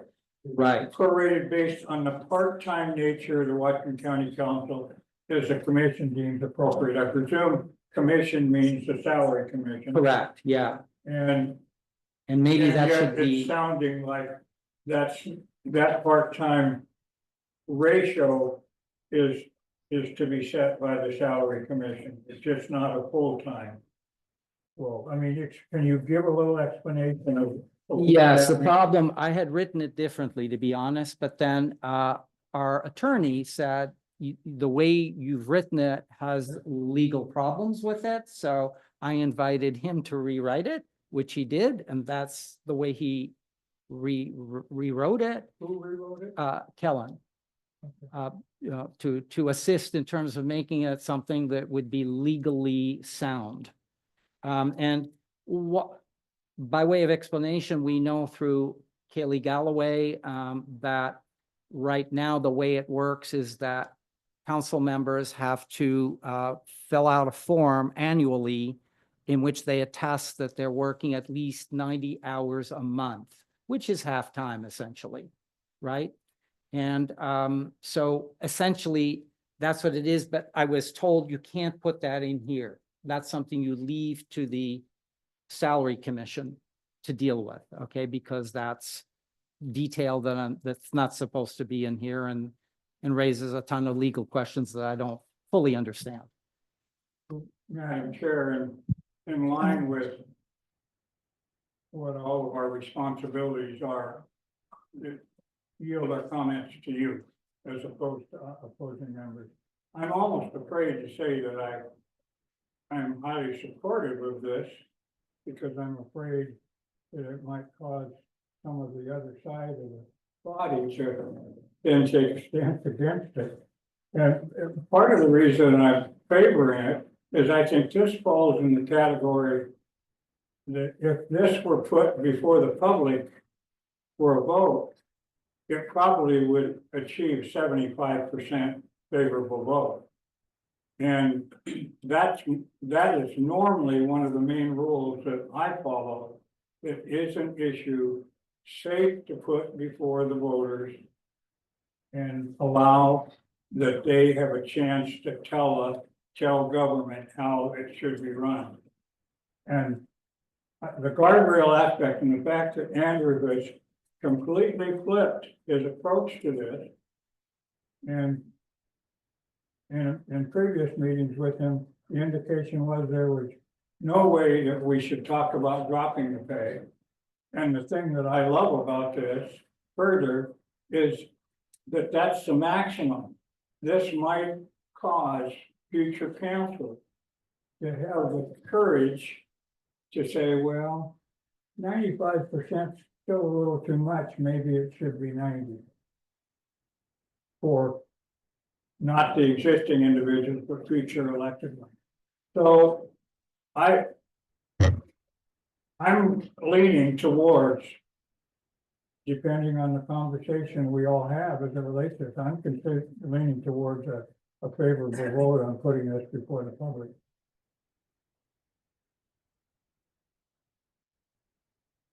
Other comments from commissioners?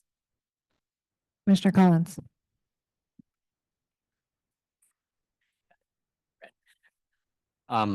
Yeah, I think this is improved from its original form. I think the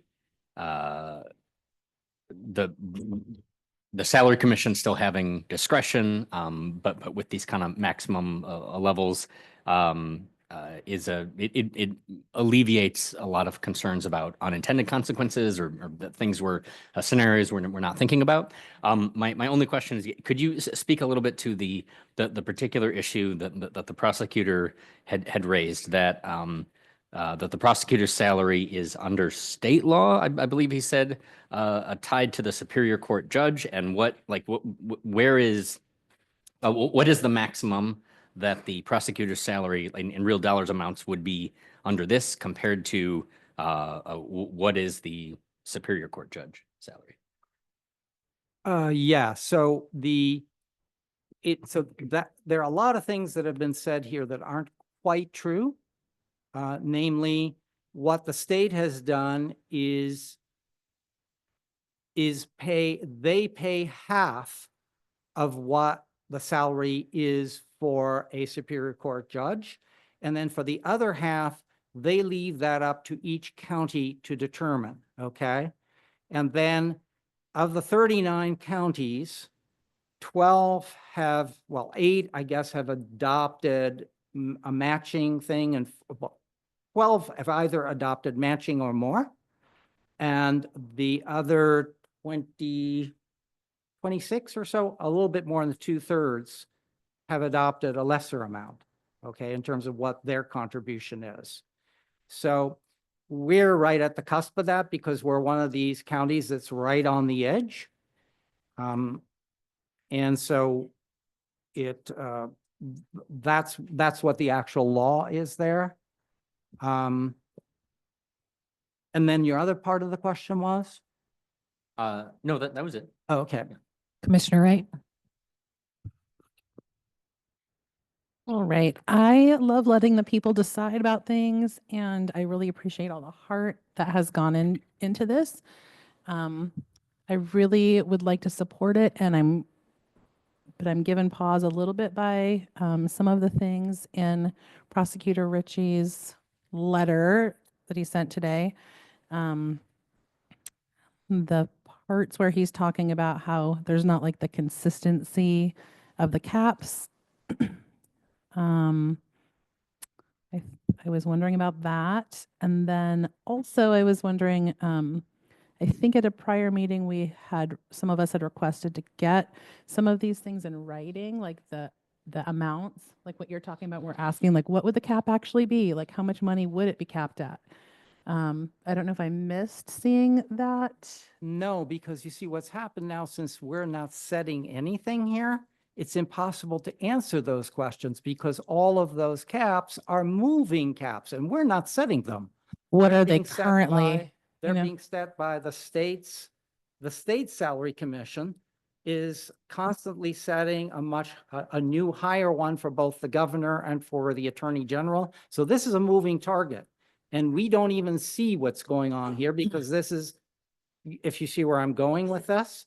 So we don't know those variables yet, nor do we know what any of those other counties will next year be paying any of their officers. We don't have those figures yet, and it's no longer our business to do that. You see, if we hand this over to the salary commission, it's not even our business to be playing this game, because we can't even do it now because it's not us setting this, if you see what I'm saying. Yes, I do see all of that. And I guess I'm more specifically looking at like the sheriff, assessor, auditor, like the numbers. We don't have access to see what even the current numbers are Oh, I can tell for, you. Okay, for I that. can tell you But this. I would have liked to see it in a table, so I'd be able to consider it before the meeting. That So table that has would been be, provided to you. It hasn't changed. Version 5 has not changed in terms of what all those figures are from all the other counties, and I can tell you what they are if you're interested. Like, for instance,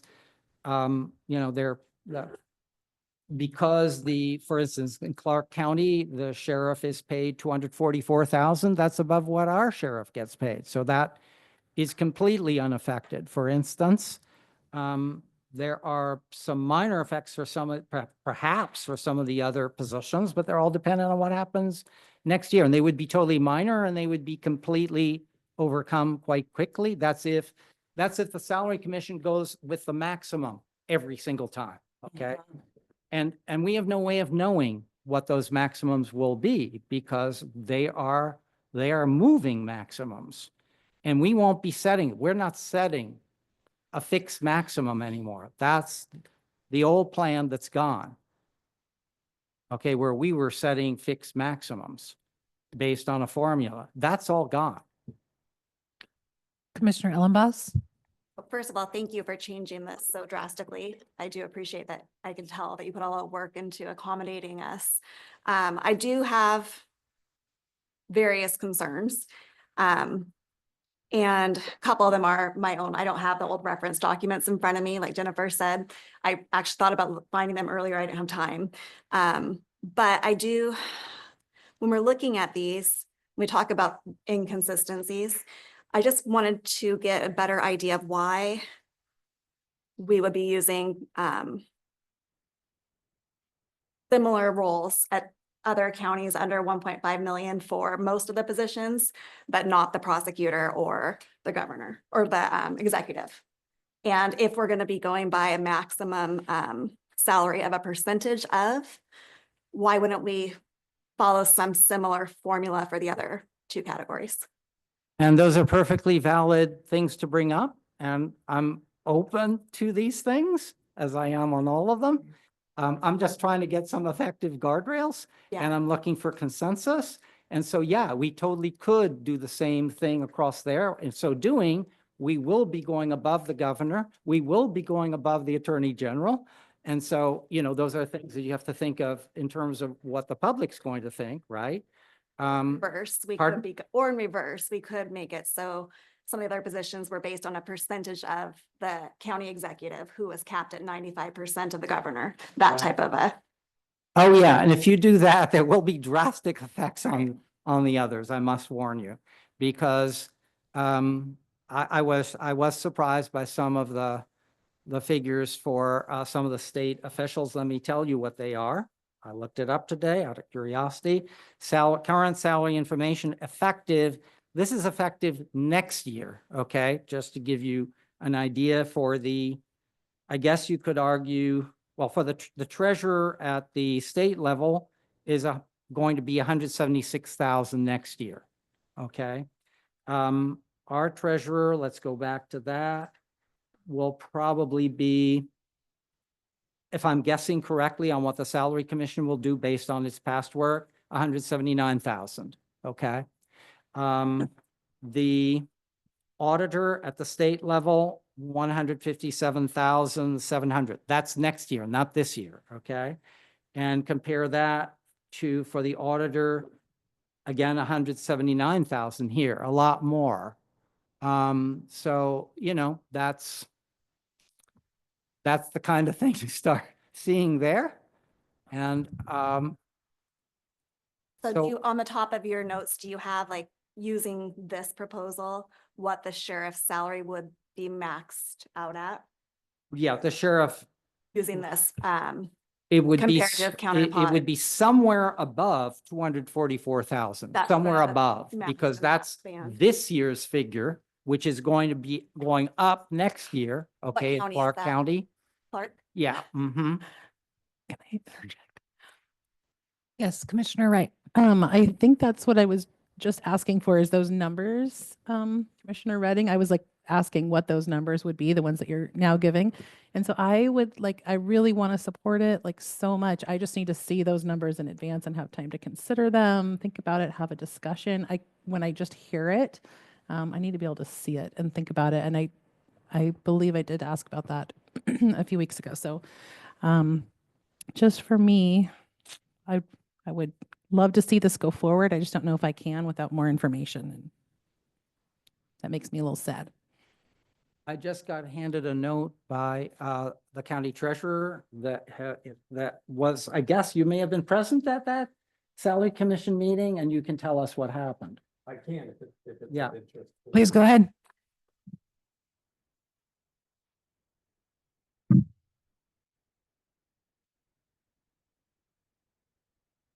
Hi, it's Steve Oliver, Whatcom County Treasurer. So yesterday, the Salary Commission did convene a meeting to make some final determinations regarding elected official salaries.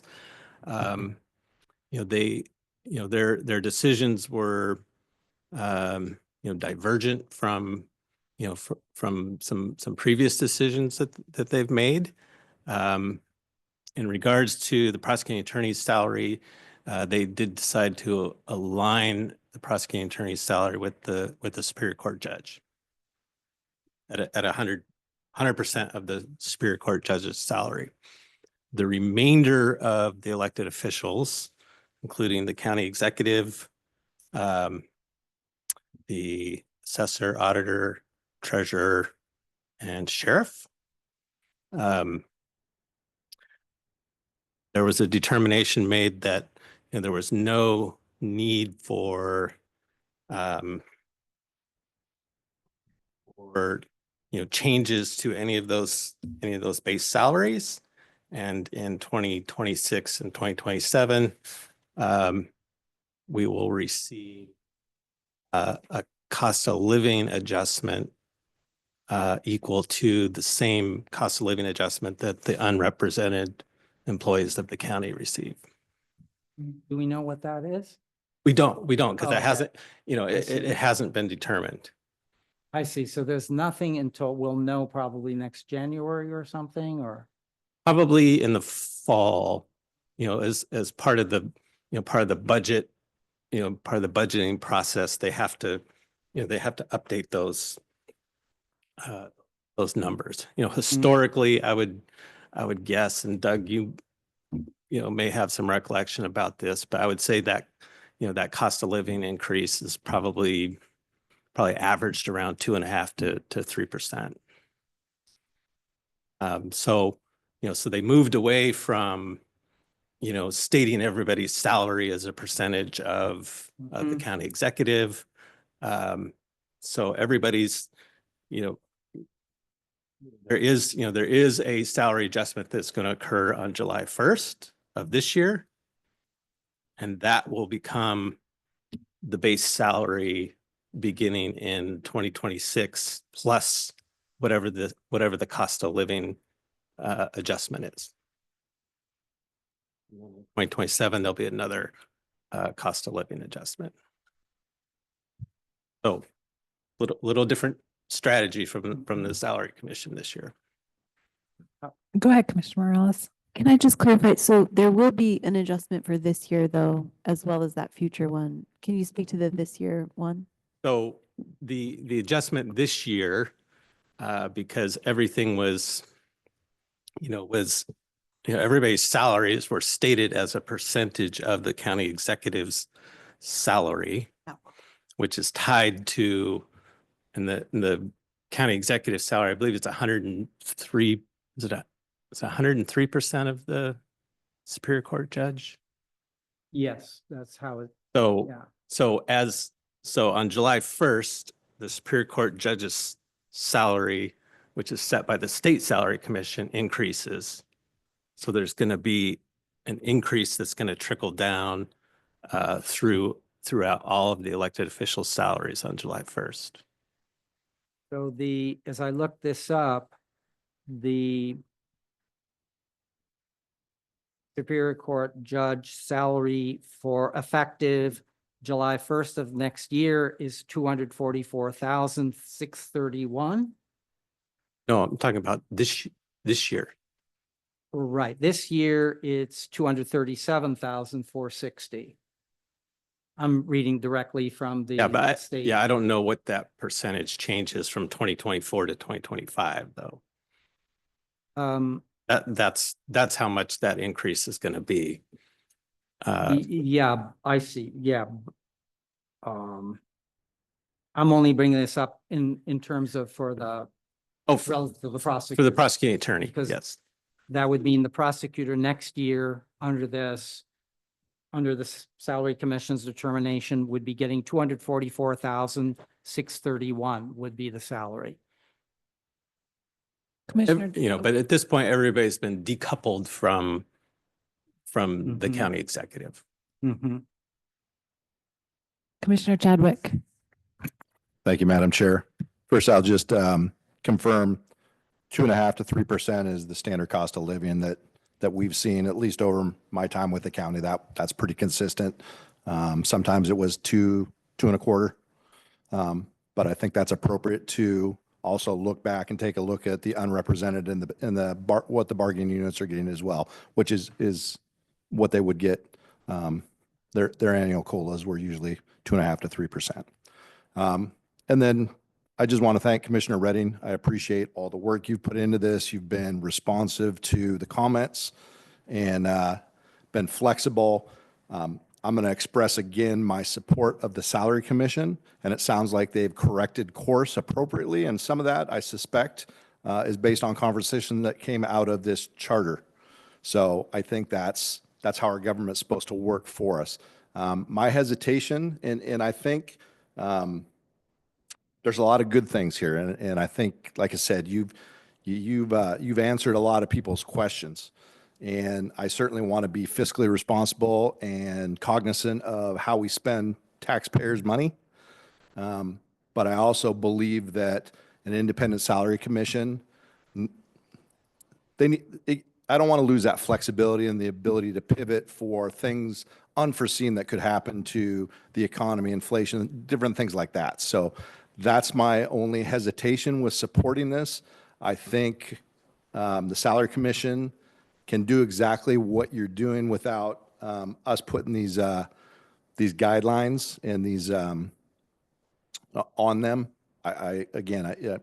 It sounds like they've been responsive to some of the conversations that this body is having, recognizing that maybe the last wage increase went a little too far, and now they're trying to make those adjustments. And I think that's what we should see.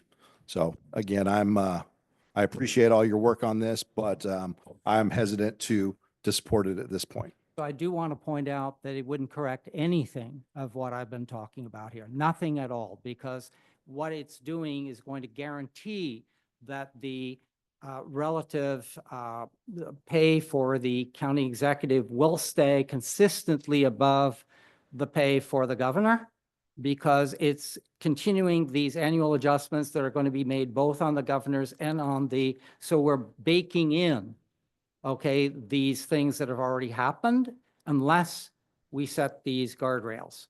So what they're doing is just keeping things going up on autopilot, and we're not going to be able to correct any of these things if we do that. All of these things will stay higher than all the guardrails. Commissioner Wright. I would echo basically everything that Commissioner Chadwick said. Like, I really appreciate all the hard work and everything that's gone into it. I'm still not quite clear on why we're breaking it into two different categories. So for me, like, some consistency would help me be able to get on board. And then again, I would just need to be able to see the numbers and look at it. And then another thought is, like, what if the cost of living goes dramatically down? We're only looking at like how many other counties? We're taking King County out, right? In the sheriff, assessor, auditor, treasurer right? Because we're not considering ourselves. We're taking King County out. So there's only a handful. And if the cost of living changes dramatically here versus those other places, this may not make sense. I'm not sure. So I guess I just have some questions and I'd love to see more numbers and I would love to see it be successful, just not quite there yet. Commissioner Ordos and then Commissioner Stump. Okay. I just had a quick question. Commissioner Redding, you were mentioning the salary and you adjusted it for benefits and gave like an approximation for the executive at like 300,000. I think it was, I realize that's kind of a soft number. My question is, because we're comparing the governor and the executive a lot. So when you were doing your assessment, the benefit package and kind of the perks of being a governor is a bit different. I believe he lives in a mansion, you know, so when you were going through that, kind of how do those benefit packages relate, like compare? So we have two, both of them receive a salary, but one of them has a much different benefit and perks of the job than the other one. So did you take that into consideration? Sure, but I would point out that, you know, with regard to the mansion, so-called, you keep on having to have your own home the whole time that you're in there. You're not becoming governor for life. It's not becoming your home. And so you have to maintain your home with the same taxes, the same maintenance, the same everything, even though you're not living there. So that is not really, I wouldn't call that a benefit per se. But I'm also open to, look, if you want to adopt using the same standard across the board and doing the same thing, comparing our county executive to the other county executives and comparing our prosecutor to the other counties for prosecutors, I'm totally on board if you want to do that. It's a different argument with the public. The public will still wonder why we're paying our county executive more than the governor. They'll still wonder why we're paying our prosecutor more than the attorney general. But, you know, it's a different way of doing that, and at least it's some guardrail. Commissioner Stump. So, thank you for everything you've done. You've listened to us. You've changed it from going from the minimum wage to what we're going with now. I appreciate Mr. Oliver sharing with us. That swayed me quite a bit that our commission is listening to us. It's a Whatcom County commission. It's not, we're, and this, the way it's sitting right now, it feels like to me, we're going from our Whatcom County commission to the state salary commission. That's going to drive the boat for us. And I just, as it sits right now, I'm going to be no. Can I make one clarification real quick? I failed to mention the county council. And the county council will also receive no adjustment to salary and just the same cost of living adjustments in 26 and 27 as the assessor, auditor, treasurer, sheriff. Go ahead, Commissioner I Allenboss. have one more question I forgot to ask. So when we're talking about looking at the county executive salary being 95% of the governor as a max, those come out from the state salary commission. So would we need to do anything with timelines or whatnot to adjust our county salary commission so that they can have that information to do their process? Is there a Well, I'm kind of assuming in this that we're not always going to be maxing out with counties that are 4 times our size. Right, but we are asking them to look at those things as a consideration. Right. But you see, what I'm saying here is that we can look at what those counties are paying in any given year without having to worry about what it's going to be in the next year, because my gosh, those are counties 4 times our size. So we don't need to absolutely match them on everything. I mean, this is part of the problem, I'm arguing. It's why we have this kind of tendency here to always go to the top and then beyond that. And again, adjusting for inflation isn't going to correct what's already happened. Okay, if we just adjust for inflation, we will continue paying more than the governor. We will for the county executive, and a lot more than for the governor. And we will continue paying more for our county executive than for any other county executive in the state other than King County, which is 10 times our population. And we're talking, like Pierce County, 4 times our population. We're talking Snohomish with 3.6 times our population. Why do we want to max out? That's my I'm not question. saying that. I'm just Yeah. looking at what it says here and wondering Yeah. how that would, because I'm assuming if I am on a salary commission, I want all the information, even if I have no intent on maxing it out. So that's where that comes from. It's not Yeah, so admittedly, stance the on if it's too information much you or not have enough. is the current figures, okay, for all of those. And I'd like to think that it's okay to, in effect, not take it above the current figures for Snohomish and for Pierce, right? Recognizing, yeah, they're going to get a little bit of a bump up, probably for inflation and so forth, but why do we have to be as high as they are? You see, just because we say that this is a guardrail doesn't mean we've got to be matching them all the time, given they're much bigger counties. Commissioner Collins. First of all, before I forget, just Commissioner Allenboss, I feel like that ambiguity could be clearly addressed if we just add in a line like shall not exceed this percentage of the salary in place at the time the salary commission meets. Like it just, I see what you're saying. You're just like, Oh, yeah. well, wait, yeah, they need to know which one. So yeah, you could add a line there. I think, as I said, having a ceiling is good policy in principle. And to Farmer Joe's points, it's good politics. I think, as I've said, as a teacher, all of these salaries, even the lowest one considered here, seem very high to me. And I make slightly more than the median salary in our county, so I think voters will approve. I guess the questions and discomfort I'm hearing seems to be about the kind of particular mechanism, and I'm wondering if, just in the interest of our role as a deliberative body and moving towards finally voting up or down on this, I would love to know from commissioners who are still feeling on the fence, do you prefer one or the other of these mechanisms, like the percentage of the governor or prosecuting attorney, or just sticking with the tying it to, it can't go higher than a county with less than 1.5 million population? Do you prefer one of those? Two, I guess, do you want the ceiling to be higher than the current salaries? Like in every case I can imagine, counties with populations much greater than us, the salaries are already higher. So I have many fewer concerns about constraining the salary commission.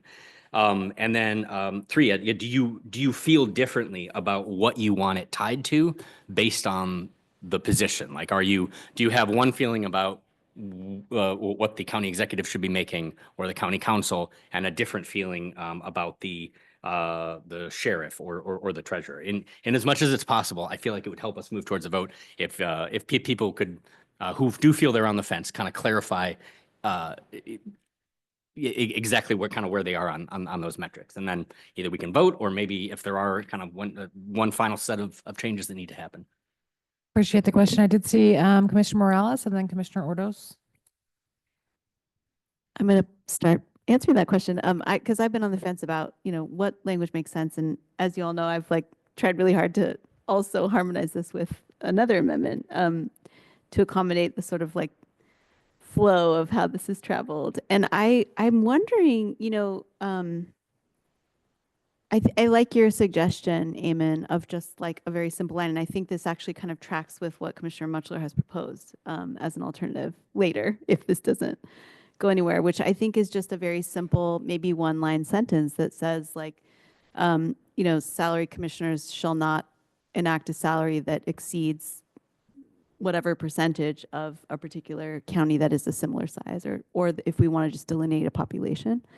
I think some type of just very simple sentence like that might help us cap and might give the salary commission a ceiling without us being overly prescriptive and without us having to know all the details of future amounts that we can't possibly predict. So I'm in favor of that kind of a very simple amendment. that would just help us cap that in the future. I don't know how others feel about that, but yeah, I do worry about the overly specific way of trying to cater this to salary commission decisions in the future by other commissions that we can't really predict. I liked the setting of it to a minimum wage because that felt more predictable at that moment, but then that sort of spun out. So yeah, I'm wondering if we can just insert very simple language that says something about, shall not exceed, and then fill in the rest of that blank with something that folks are happy with.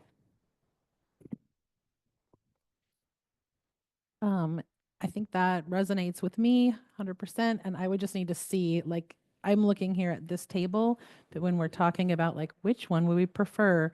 95% of the state salary or the 1.5 million? I would need to see the numbers. If we were going to go all one or all the other, I would need to see what those would be for our people under the cap. Does that make sense?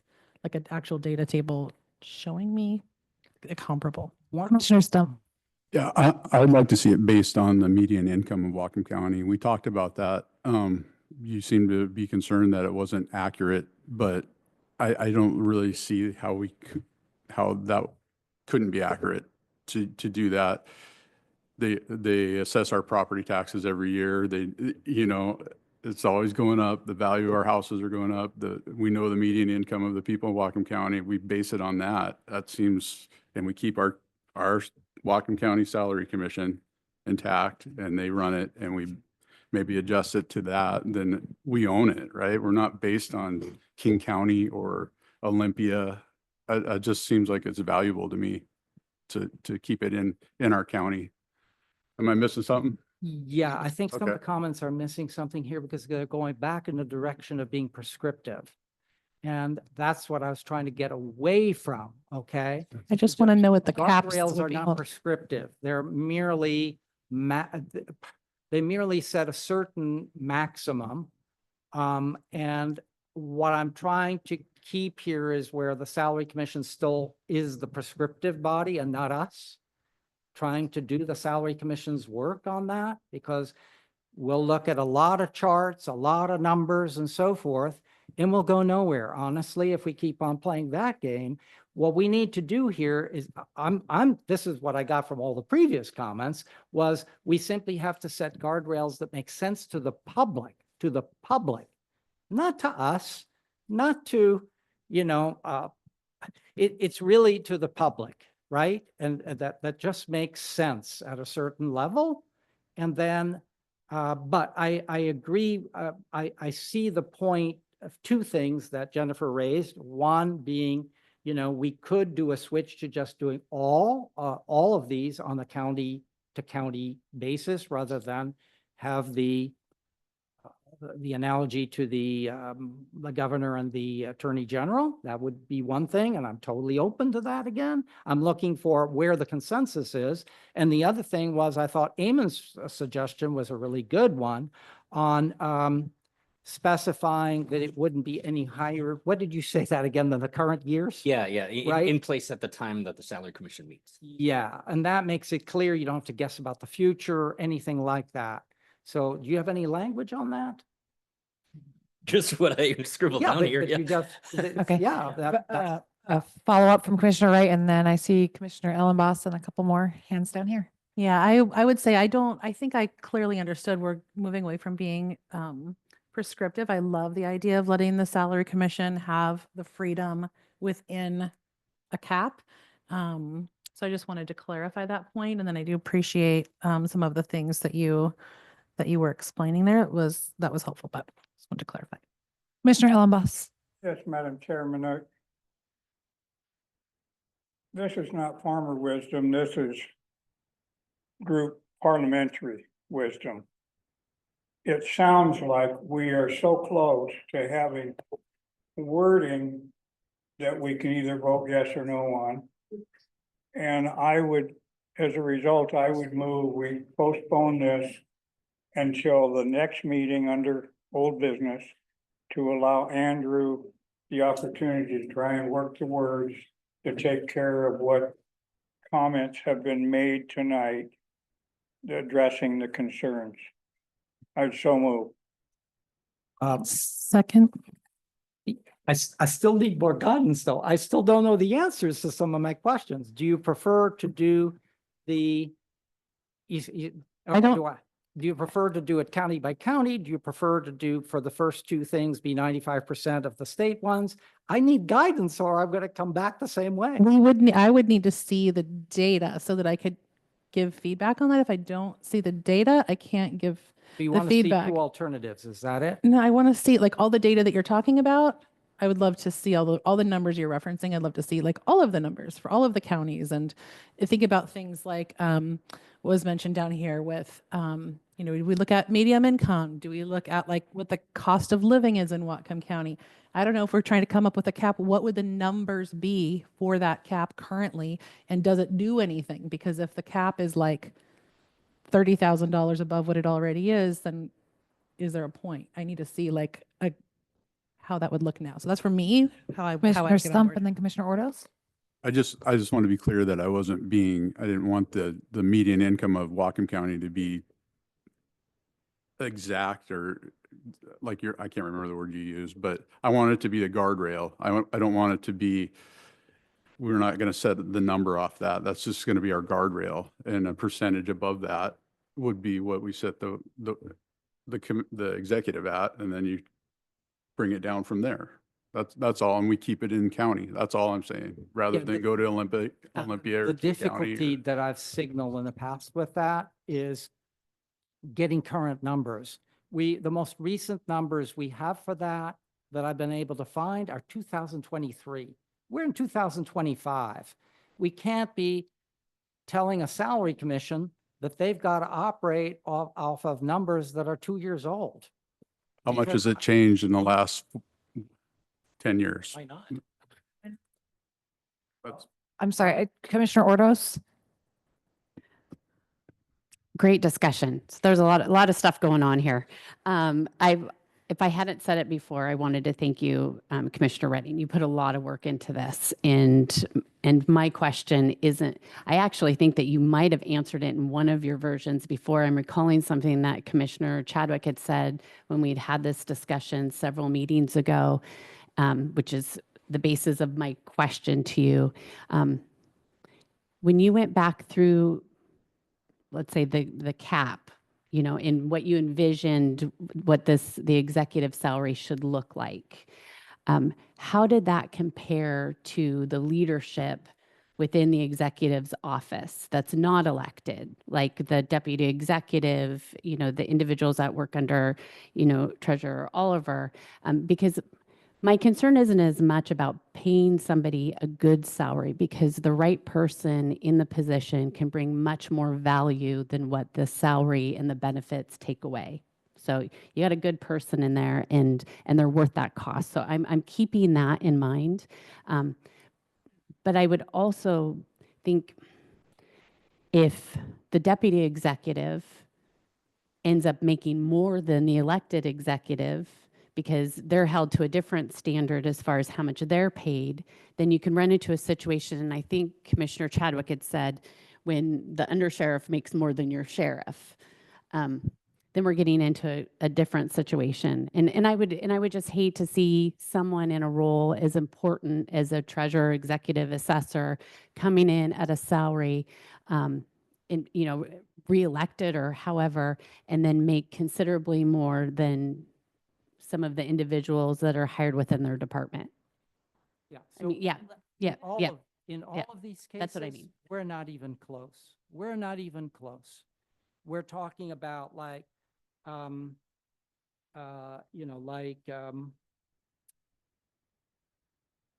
look, and this is all in stuff you are all already given. Yeah, that's what- Admittedly not at this, for this packet, but it's all been provided.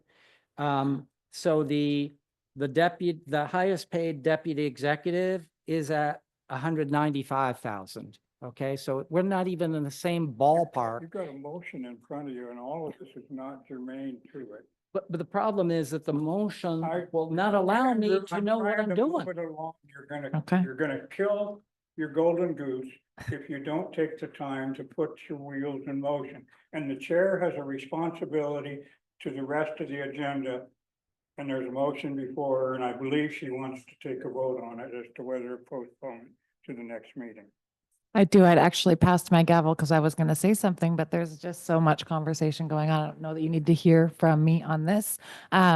This has been the equivalent of several committees of the whole on this issue. And I think that's frustrating for the public because we're comparing wealth to wealth. We're not really doing anything for people because we don't have an income tax. So that's why I passed the gavel, because it's frustrating for me to spend so much time on this issue when we've had public comments say, please do something to help people with this precious time that we have. And we're not doing that here. So I would like to call a vote, please.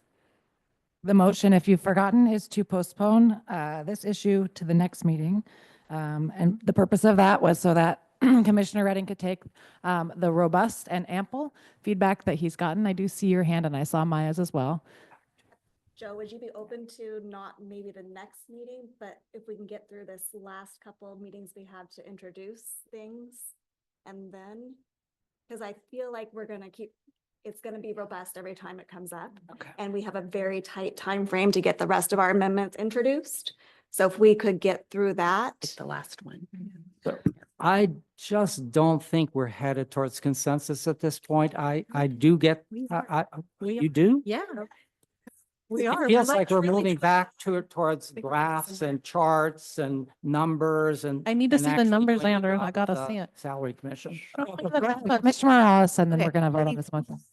We are all so out of order here, but I do think we are getting there. I think we're getting towards a consensus, and I think the request is to be able to give you that, for you to take all this input, reformat, bring it back.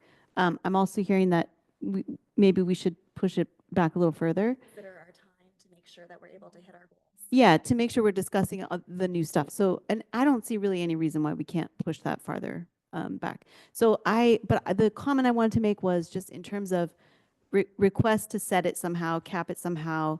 I just want to remind us that like incomes via the census, I'm not sure that that's necessarily a standard either. And so I just want to kind of, it's a nice idea, but I'm not sure it'll work for us. And I definitely think we should vote on this. And So the motion was to postpone until the next meeting. I hear a friendly amendment, if accepted, to postpone until June 5th to give ample time for another rewrite. Is that acceptable to you, Mr. Ellenboss? Staff, will you please, we had a second from Commissioner Wright. Staff, will you please call the vote? Well, you seconded it a long time ago. Do you want to withdraw your second? She seconded. Okay. This was half an hour ago, so if we could call the vote, that would be great. Liz Darrow, Yes.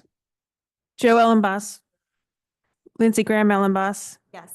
Colton Kaltenfeld, Yes. Brad Kelly, Yes. Maya Morales, yes. Hannah Ordos, Yes. Joel Pitts Jordan, Andrew Redding, Jessica Rienstra, Rod Stump, Yes. Jennifer Wright, Yes. Doug Chadwick, Yes. Eamon Collins. Yes. That motion passes 13 with 1 abstention and 1 absent. Excused. Excuse me. Yes, you are excused, Commissioner Muchler. Okay. Moving on to new business. We had 8 proposed amendments. I think. Excuse me, Madam Chair, I'm sorry, but June 5th is not a meeting date. Oh, did I mess that up? Is it the 12th? June 10th, right? 12th. 12th. Oh, Maybe we could just verbally change. I don't know if we have to revote. me, I guess I must have counted wrong. Let's see, we have the 8th, the Move 22nd. it up one. Why don't we have June 5th? Forgive me. Oh, it's the 2nd and 4th. It's not every other. I don't have a calendar. It's 2nd and 4th. Okay, well, that would be the 12th. Okay. That's my mistake. Excuse me. Okay. Let's see. We're going to try and keep this really brief, folks, because it's 9:03. I'm going to ask each commissioner to briefly speak to their amendment for the purpose of introduction. We'll go with a majority vote to get the thing onto a meeting as determined or requested by the proposer, starting with amendment proposal 14, establishing Whatcom County Office of the Ombuds. Commissioner Kaltenfeld, would you like to? Oh, and I think we did have one person here Yes. who misunderstood the process and would like to speak to this. Sorry, that was our bad, not yours. Go ahead. Hello, my name is Kim Ninneman, and I'm a Whatcom County citizen and a member of the Riveters Collective, a citizen activism group here in Whatcom County. And thank you guys for your hard work. I've never really sat through one of these things and you guys are working really hard. I did not understand the public comment period, and so I apologize. But I wanted to let you guys know that the Riveters strongly support the development of a Whatcom County Office of Ombuds. And mostly for there to be a clear pathway for citizens to have their complaints and concerns heard. And we, as a group, read have seen what's been proposed for this agenda, and had some ideas for how it could be both supported and improved.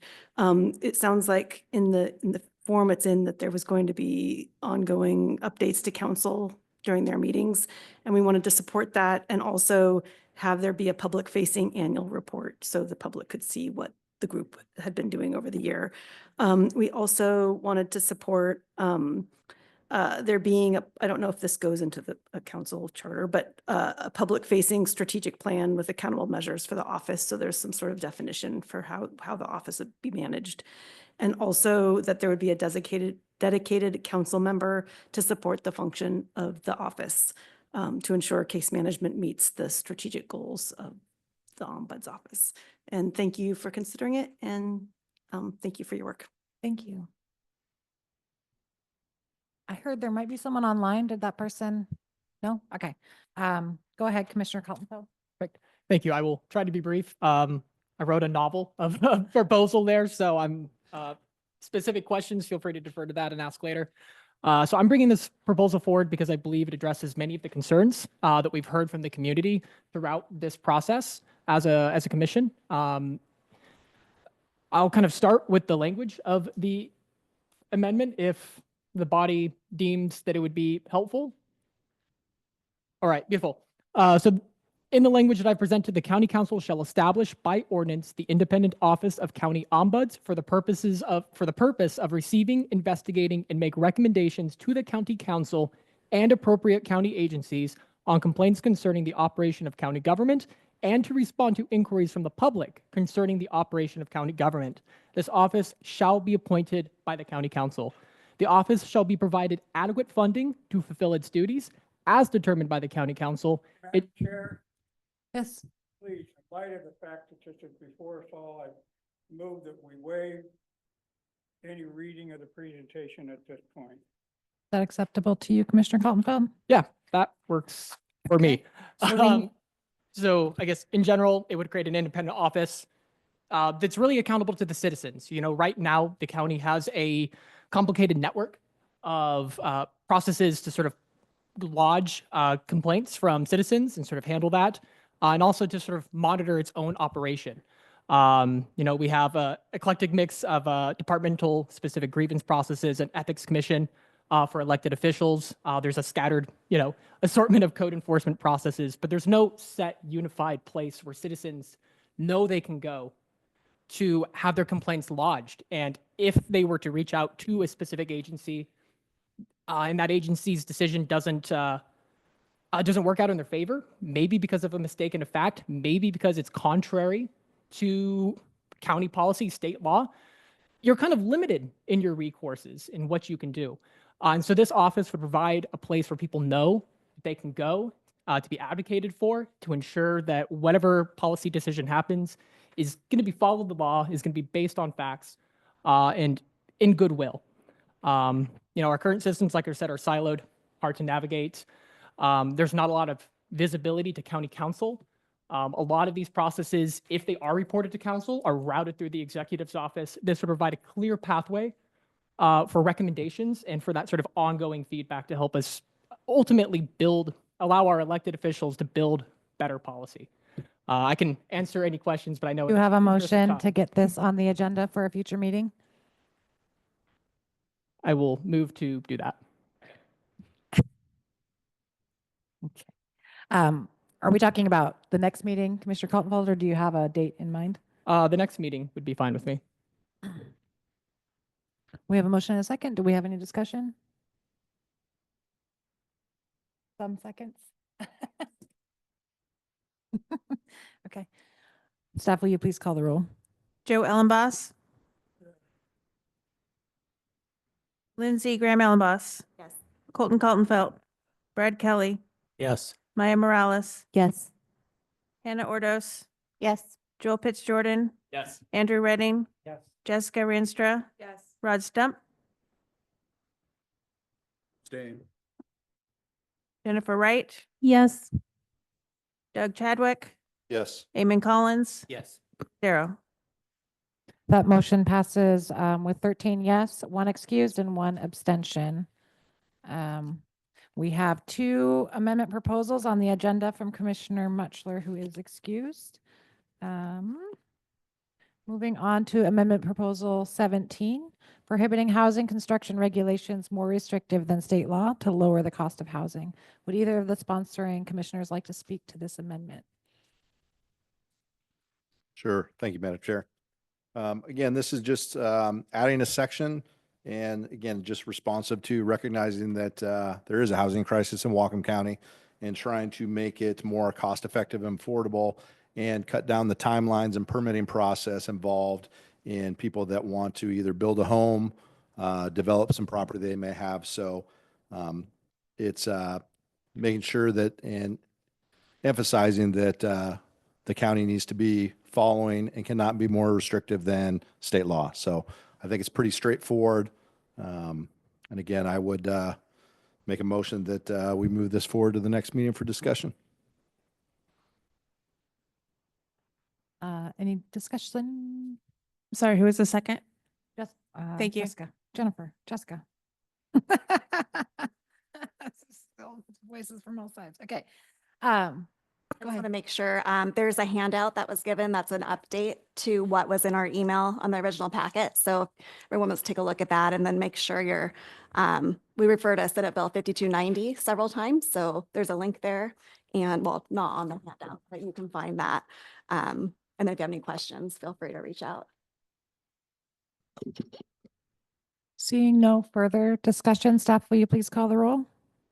Lindsey Graham Ellenboss, Yes. Colton Kaltenfeld, Yes. Brad Kelly, Yes. Maya Morales, Can we come back to me? I don't know if that's Hannah fine. Ordos, Yes. Joel Pitts Jordan, Yes. Andrew Redding, Jessica Rienstra, Rod Stump, Yes. Jennifer Wright, Yes. Doug Chadwick, Yes.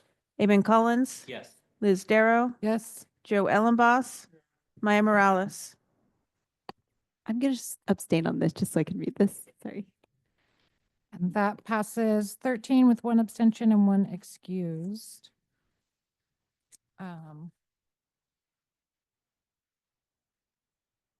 Me. Okay, amendment proposal, sorry, Commissioner Morales, you moved that one. Sorry. Um, We're let's in see. 18. Yeah, I was looking at 18. Oh, wait, you didn't move that one. Would you like to speak to your amendment? Thank you for hanging in there. I'll with be me. very brief. Okay. Okay, Amendment 18 is just a very simple proposal. It just addresses hopefully adding another form of communication with the public from county council and the public and enables a little bit more of an interactive approach by instituting or requiring county council members to have at least one town hall per year. I think that this will be something that voters appreciate. And so it was also raised by PUD Commissioner in our last meeting. And so hopefully it's something that the Charter Commission will decide to do. Would welcome everyone to move this to vote it towards the next meeting. And also just want to note that there may be additional co-sponsors on this and some amendments to it to include all county elected officials who are in executive positions to have town halls. So, I moved to hear this at the next meeting. I'll second that. Any discussion? Okay. Staff, will you please call the roll? Colton Kaltenfeld, Yes. Brad Kelly, Yes. Maya Morales, Yes. Hannah Ordos, Yes. Joel Pitts Jordan, Yes. Andrew Redding, Jessica Rienstra, Rod Stump, Jennifer Wright, Yes. Doug Chadwick, Yes. Eamon Collins, Yes. Liz Darrow, Yes. Joe Ellenboss, Abstain. Lindsey Graham Ellenboss. Yes. And that passes 13 yes, 1 excused, and 1 abstention. And Commissioner Ordos, you had actually wanted to move yours, yes? Okay. Okay. And that final one was amendment proposal 21. I'm also it was requested of me from the Nooksack Tribal Council to move that one to May 8th. And so I just want to check in with staff. Do we have a time limit in that space that you know of? Because we've now fully loaded that next meeting. At the tribe? Yeah. Not that I know of. Okay. Great. So that one is also moved to May 8th. Commissioner Ordos. If we end up having a time constraint and you want to bump those two to the following one, I'm okay with that. Thank you. That's very flexible of you. Moving on to new business, we have 2 additional items from, let's see, to consider to advance discussion at an upcoming meeting. And it's my understanding, okay, let's see. So we've got, let's see, recommendation. Commissioner Reenstra, did you have? Yeah, I was just wondering if okay with Commissioner Pitts-Jordan and Kaltenfeld, as this is a recommendation and not something we need to get onto the ballot potentially, if either of you would be okay with moving this to a date after May 22nd. Is that a date as yet to be determined, or do you want to determine a date? Oh, sorry. I don't know. Is it possible to actually move it to a meeting that is beyond our ballot deadline, since it's not an actual ballot amendment? I'm very open to that. 6th? Okay. Thank you. Next is a follow-up resolution from the Charter Review Commission to the Whatcom County Council. Would either of the sponsoring commissioners like to speak to this recommendation and or move it? Oh, I'm gonna let Andrew go first since he carried the bulk of this. Actually, you're the one who called me. I mean, you did the, yeah. And made the suggestion. So I would like to give you the first. Sure. Yeah. So I want to say at the last county council meeting that I was at, so the previous meeting 2 weeks ago, or maybe it was 4 weeks, 3 weeks ago now, was it last week? Yep. Running together. It came to, so at the last county council meeting that I was at, it came to our attention by council member Scanlon. He wanted to really highlight the fact that our executive was out of compliance with the charter, specifically when it came to 6.41, which says within 6 weeks following the end of each quarterly period during the budget cycle, or more often if required, the county executive shall submit to the council a written report showing the relation between the estimated income and expenses and actual income and expenses to date. And if it shall appear that the income is less than anticipated, the council may reduce appropriations except amounts required to meet contractual obligations for debt, interest, and other fixed charges to such a degree as may be necessary to keep expenditures within the cash income. It was explained to us that he had not met that deadline for Q4 of 2024 and then was about to be past the deadline for Q1 of 2025. So that was alarming, and being that we are doing the charter review process currently, we thought it was within our scope to draw attention to that and make a recommendation. Yeah, and I would also emphasize that we're in financial deep water at the moment. Everybody knows that, not only the state, but the county. And so we're in a situation where the county council is being asked to do supplemental appropriations, and they're doing that completely blindly at this point because they're not getting the financial information they need to be able to make any kind of grounded decision based on the county's finances. This is not something that is a suggestion in the charter. It's something that is a mandatory provision. And, you know, you have 6 weeks from the end of the quarter in each case to provide that information to the county council. And so it's very open breach of a requirement in the charter itself. And, you know, this is following on the previous, you know, communication to the county council. I do want to give some credit here to council member Tyler Bird, because he's the one who actually first noticed that this was not being done and then brought it to the attention of the council. And that's when John Scanlon and others realized, oh my God, this is a real thing. Thank you. Do you have a motion to place this on the agenda for discussion? Or are you proposing that we're voting on this right now? I'm confused about Oh, this yes, piece. no, let's, time is of the essence on this. So we're proposing, yeah, I'd like to go ahead and make a motion to adopt, to get this for discussion. Clarification from staff, because this is not an amendment, it's a resolution. Can you clarify the process around that, please? I don't know. Sorry? No, I heard that. I was asking. Commissioner Ellenboss had a question. The very end.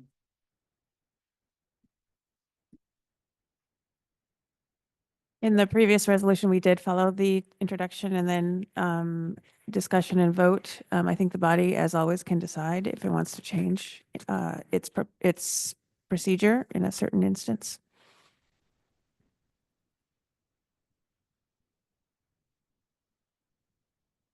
The response was that previously when we had a resolution, we followed the same process as amendments, which would be, and that's why I'm asking for clarification, whether this is an introduction or a motion for a vote, because I think the body doesn't have a process around this determined. We only have a process around amendments.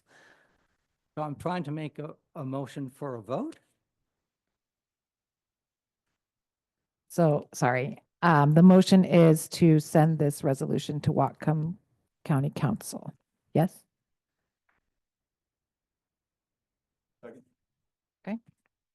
Discussion? Go ahead, Commissioner Collins. I like to propose what I hope is a friendly amendment. I would just suggest removing one phrase. I support, you know, calling out the addition of very expensive positions. That does seem relevant here. I don't like that it says for his former campaign manager. That just feels a little bit antagonistic or a little bit personal towards someone who is not the elected official here. I would be in support of this absent that phrase. I'm willing to consider that a friendly amendment. Commissioner Ellenboss? Yeah, and myself included. I thought about that too. Yeah. Sure. Thanks. So striking that sentence, Commissioner Morales? I would striking even more than that. I would strike the final three whereas clauses. I feel like they're all kind of ascribing intent and also behavioral call outs that I'm not really comfortable making as a charter review commission. And I'd rather us stick with really kind of a little bit more neutral and objective language here.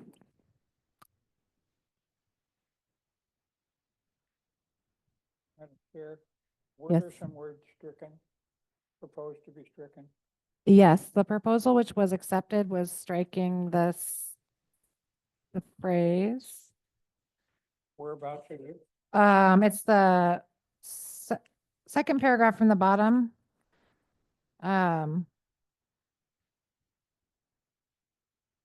For his former campaign manager, it was asked that we strike that phrase. And then the follow-up proposal was to strike all three last whereas clauses. So starting with whereas the county executive has hired a second deputy executive. That's the proposal, and I think it's up to Redding and Commissioner Ellenboss whether they accept that revision or not. I'm okay with that. Are you?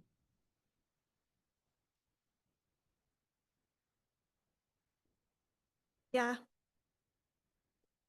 Commissioner Ordos? Could I potentially make a suggestion? Because I agree those last three whereas statements, or maybe it's almost the last three of the four. Could it be something more generalized, such as whereas the county executive has added additional support staff, and then list what the titles of the support staff is, and still has been unable to meet the expectations of the charter. Like something very kind of not accusatory, but highlighting that 3 additional positions really have been added this past year to support the executive in his functions. And unfortunately, some of the charter functions that he's supposed to be doing, he hasn't been able to do that. And so and maybe there's something that we could just leave out all of the extra things about it. So I think you just said it. So whereas the county executive has hired additional positions such as a second deputy executive, a public affairs and strategy manager, and a policy and communications specialist, but still has to support his office, but still has been unable to consistently meet the expectations outlined in the charter. To me, Commissioner that, Wright. yeah, to me, that gives the point we were trying to make. Yeah, with that's the fine. 4 statement, so. Yeah, All has right. somebody been writing it down? I am like 100% on board with that. And if we're trying to avoid sounding accusatory, we could maybe just take out the word still and just say, and has not been able to do that. Then it's, again, not like finger pointing. Commissioner Ellenboss. I mean, we can reword this to death. The biggest part is, it's not necessarily true that he's unable to do it. He hasn't done it. The prima facie evidence is Yep. there. So I think you want to make it as hard-nosed as you can and leave it probably just as it is and not worry about technically correcting that, because it's his decision. And it's kind of like the 3 people that talked to us tonight about the financial administration stuff. They're all talking about the difficulty to perform their job. But they're getting, I won't go into it. I'll leave it unsaid. But when government says it's tough for us to do it, if the 1st of May comes around and you haven't paid your taxes, they automatically put an extra fine on it.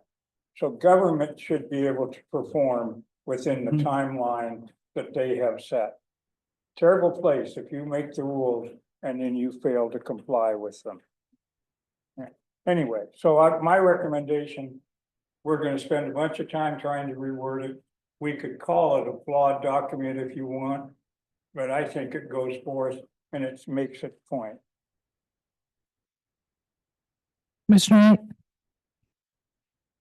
I guess, I thought we had pretty close to wording, and if we just took out the still and then put at the end and put your phrase like has been unable, or not has been unable, has not met the deadline he set for himself, or whatever you said, or has not met the deadline even. I think it kind of like succinctly says the thing without pointing the finger, but does get the like directness that you're talking about in a short way. Would that be okay as a friendly amendment? As long as we have language. We did. I thought that's one was right. Well, okay, if you want, rather than say it's unable, but has failed to meet. Yes, please. That is important. Yes. It doesn't sound like this is going to be a popular comment, but I really, once again, don't feel that it's our role to be the judicial branch here. And I think that our job as a charter review commission is to put forward amendments to our charter. I don't think we are the enforcers of our charter. And I understand we're having a problem right now with enforcement and compliance, right? That is definitely a problem. And we are all struggling with how to figure out how to get that compliance. I hesitate to support, resolution after resolution that is just sort of scolding various offices. It does also feel like the only office we are scolding is our exec. And I think we have all kinds of mistakes all over our county government. And I don't agree with just targeting one position. So respectfully, I am pleased to see some of the behavioral call outs and the direct kind of accusatory language here taken out, but I still am not sure that I can fully support us in this kind of activity. Just want to say that. Can we call the question? You can call the question. I'm calling the question. Okay. Need a second? Does a second. So are you voting on calling the question? Because that requires a separate vote. Yeah. Or are you voting on the motion? I think we're fixing to vote on calling the question. If there was a second, I couldn't quite tell. Colin seconded. Okay. Okay. So this is the this vote vote is on to end calling the question. Exactly. That's the discussion, right? I'm not, can we do that by unanimous consent? I don't know. I thought it was a roll call. Can you please call the roll on calling the question? Thank you. Brad, Vote. Right now to send this We to can't ask for council. unanimous consent on that? So yes, ends discussion. Brad Kelly, Yes. Maya Morales. Yes. Hannah Ordos, Yes. Joel Pitts Jordan. Andrew Redding, Jessica Ranstra. Rod Stump. Jennifer Wright, Yes. Doug Chadwick, Yes. Eamon Collins, Yes. Liz Darrow, Yes. Joe Ellenboss, Lindsey Graham Ellenboss, Yes. Colton Coltonfelt. Yes. That passes 14 yes with one excuse. Going back now, we have a motion to send this follow-up resolution to Whatcom County Council. And if I could get a reading, please, on that final language of the whereas, then I think we're ready. Would either of the sponsors like to give us that language, or do you need help with that? What I heard was, whereas the county executive has hired additional staff such as a second deputy executive and has still failed to meet, but we're taking out still, has failed to meet the deadline assigned by the charter. That's what I wrote down. Does anyone want other language? Okay. Okay, good. I don't want to vote on something if I don't know what I'm voting on. I thought she said also to list the positions. Do you Okay, want to I say just it for wasn't us, writing Hannah? fast enough. Do you want to Oh, go ahead? So we're not reverting back to Commissioner Ellenboss's statement about just taking out the still part? That's up to the sponsors, I think, of this. That, or are you talking about my amendment to it? Okay, okay. So I didn't write it down, but I think I can remember it. So whereas the county executive has hired a second deputy executive, a public affairs and strategy manager, and policy and communications specialist, and has What has failed to meet? but has failed to meet the expectations, or has failed to meet the duties assigned by the charter. I feel like I said it better the first time, but if you have to put a few more words in there, you can. Does that sound right? Okay. So we have a motion to send a follow-up resolution as revised to Whatcom County Council. Staff, can you please call the roll?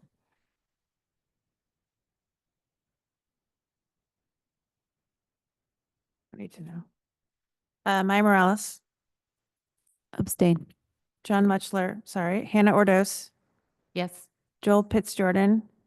Andrew Redding, Jessica Ranstra, Rod Stump. Jennifer Wright, Yes. Doug Chadwick, Yes. Eamon Collins. Yes. Liz Darrow, Yes. Joe Ellenboss, Lindsey Graham Ellenboss, Yes. Colton Coltonfelt, Yes. Brad Kelly. Yes. That motion passes 13 yes, one excuse, and one abstention. Go ahead, Commissioner Caldwell. After looking at the schedule, I was wondering if we can make a motion to move consideration of Amendment 14 from May 8th to May 22nd. Going back to the motion to place Amendment 14 on the agenda for May 8th. From May Um, 8th to from May 8th to May 22nd. Okay. Possibly a motion to reconsider, same meeting. Appropriate. Yep. Motion to reconsider then. Okay. For time certain. Do a time certain, exactly. Anybody, let's see, you want to second that? Second. Everybody want to second that? I heard Fitzjordan, a second on the motion to reconsider. Is there any objection to doing that by consent? All those in favor, please indicate by saying aye. Aye. Any opposed? Thanks, team. Okay. Chair. Looks like that was an additional item from commissioners. Do we have any other items from commissioners? Commissioner Ordos. I just, before we moved too far beyond this, on that resolution letter, do we need to state that it caused a strikeout of the last 3 whereas statements? Well, we put that last whereas statement back in, according to the sponsors, right? Do you mean, do we need to state in the motion language all of those things? Yeah, or is it just assumed? I think I we just wanna did make that one sure. on the fly. Okay. We don't have a voted on process for resolutions, so, I mean, if this comes up a ton, I'm gonna probably force one, but gotcha. Madam Chair, Yes. as it relates to that resolution, the presumption is that the chair will submit it with some type of explanation letter. Without that, it doesn't have the same power. So I'm presuming that that is something that you do, and so you'll create a cover letter with that, because otherwise it's just a resolution this body does. We need to forward that and put that legally in the hands of the county council, so that they know that it is our request or our concerns. Absent that action, technically, they're not motivated to do anything. And I hope that we did that with the last resolution, that there was a cover letter, because maybe that's why the council didn't do anything, because we didn't send a cover letter. I sincerely doubt that's why the council didn't do anything, but we don't have that process codified within this body. So if we wanted to do that, I'm going to recommend we do it at a future meeting, because it's 9:35. But should that be the will of the sponsors, I'm happy to work that out with them for this one. But I really don't want to resolution our calendar to death because, as Commissioner Morales noted, it's not an amendment to the charter. So it's extra. Did you have something? Would ask that you actually do that correctly also to the chair of the County Charter Review Commission, to the chair of the County Council. I'm happy to do that. And absent objection, I'd love to run that by the sponsors of the resolution prior to sending it. Would love for the whole commission to have their eyes on it, but I'm not going to do that right now. Okay, good, great. So the next meeting will be Thursday, May 8th at 6 p.m. at the Nooksack Tribal Community Building.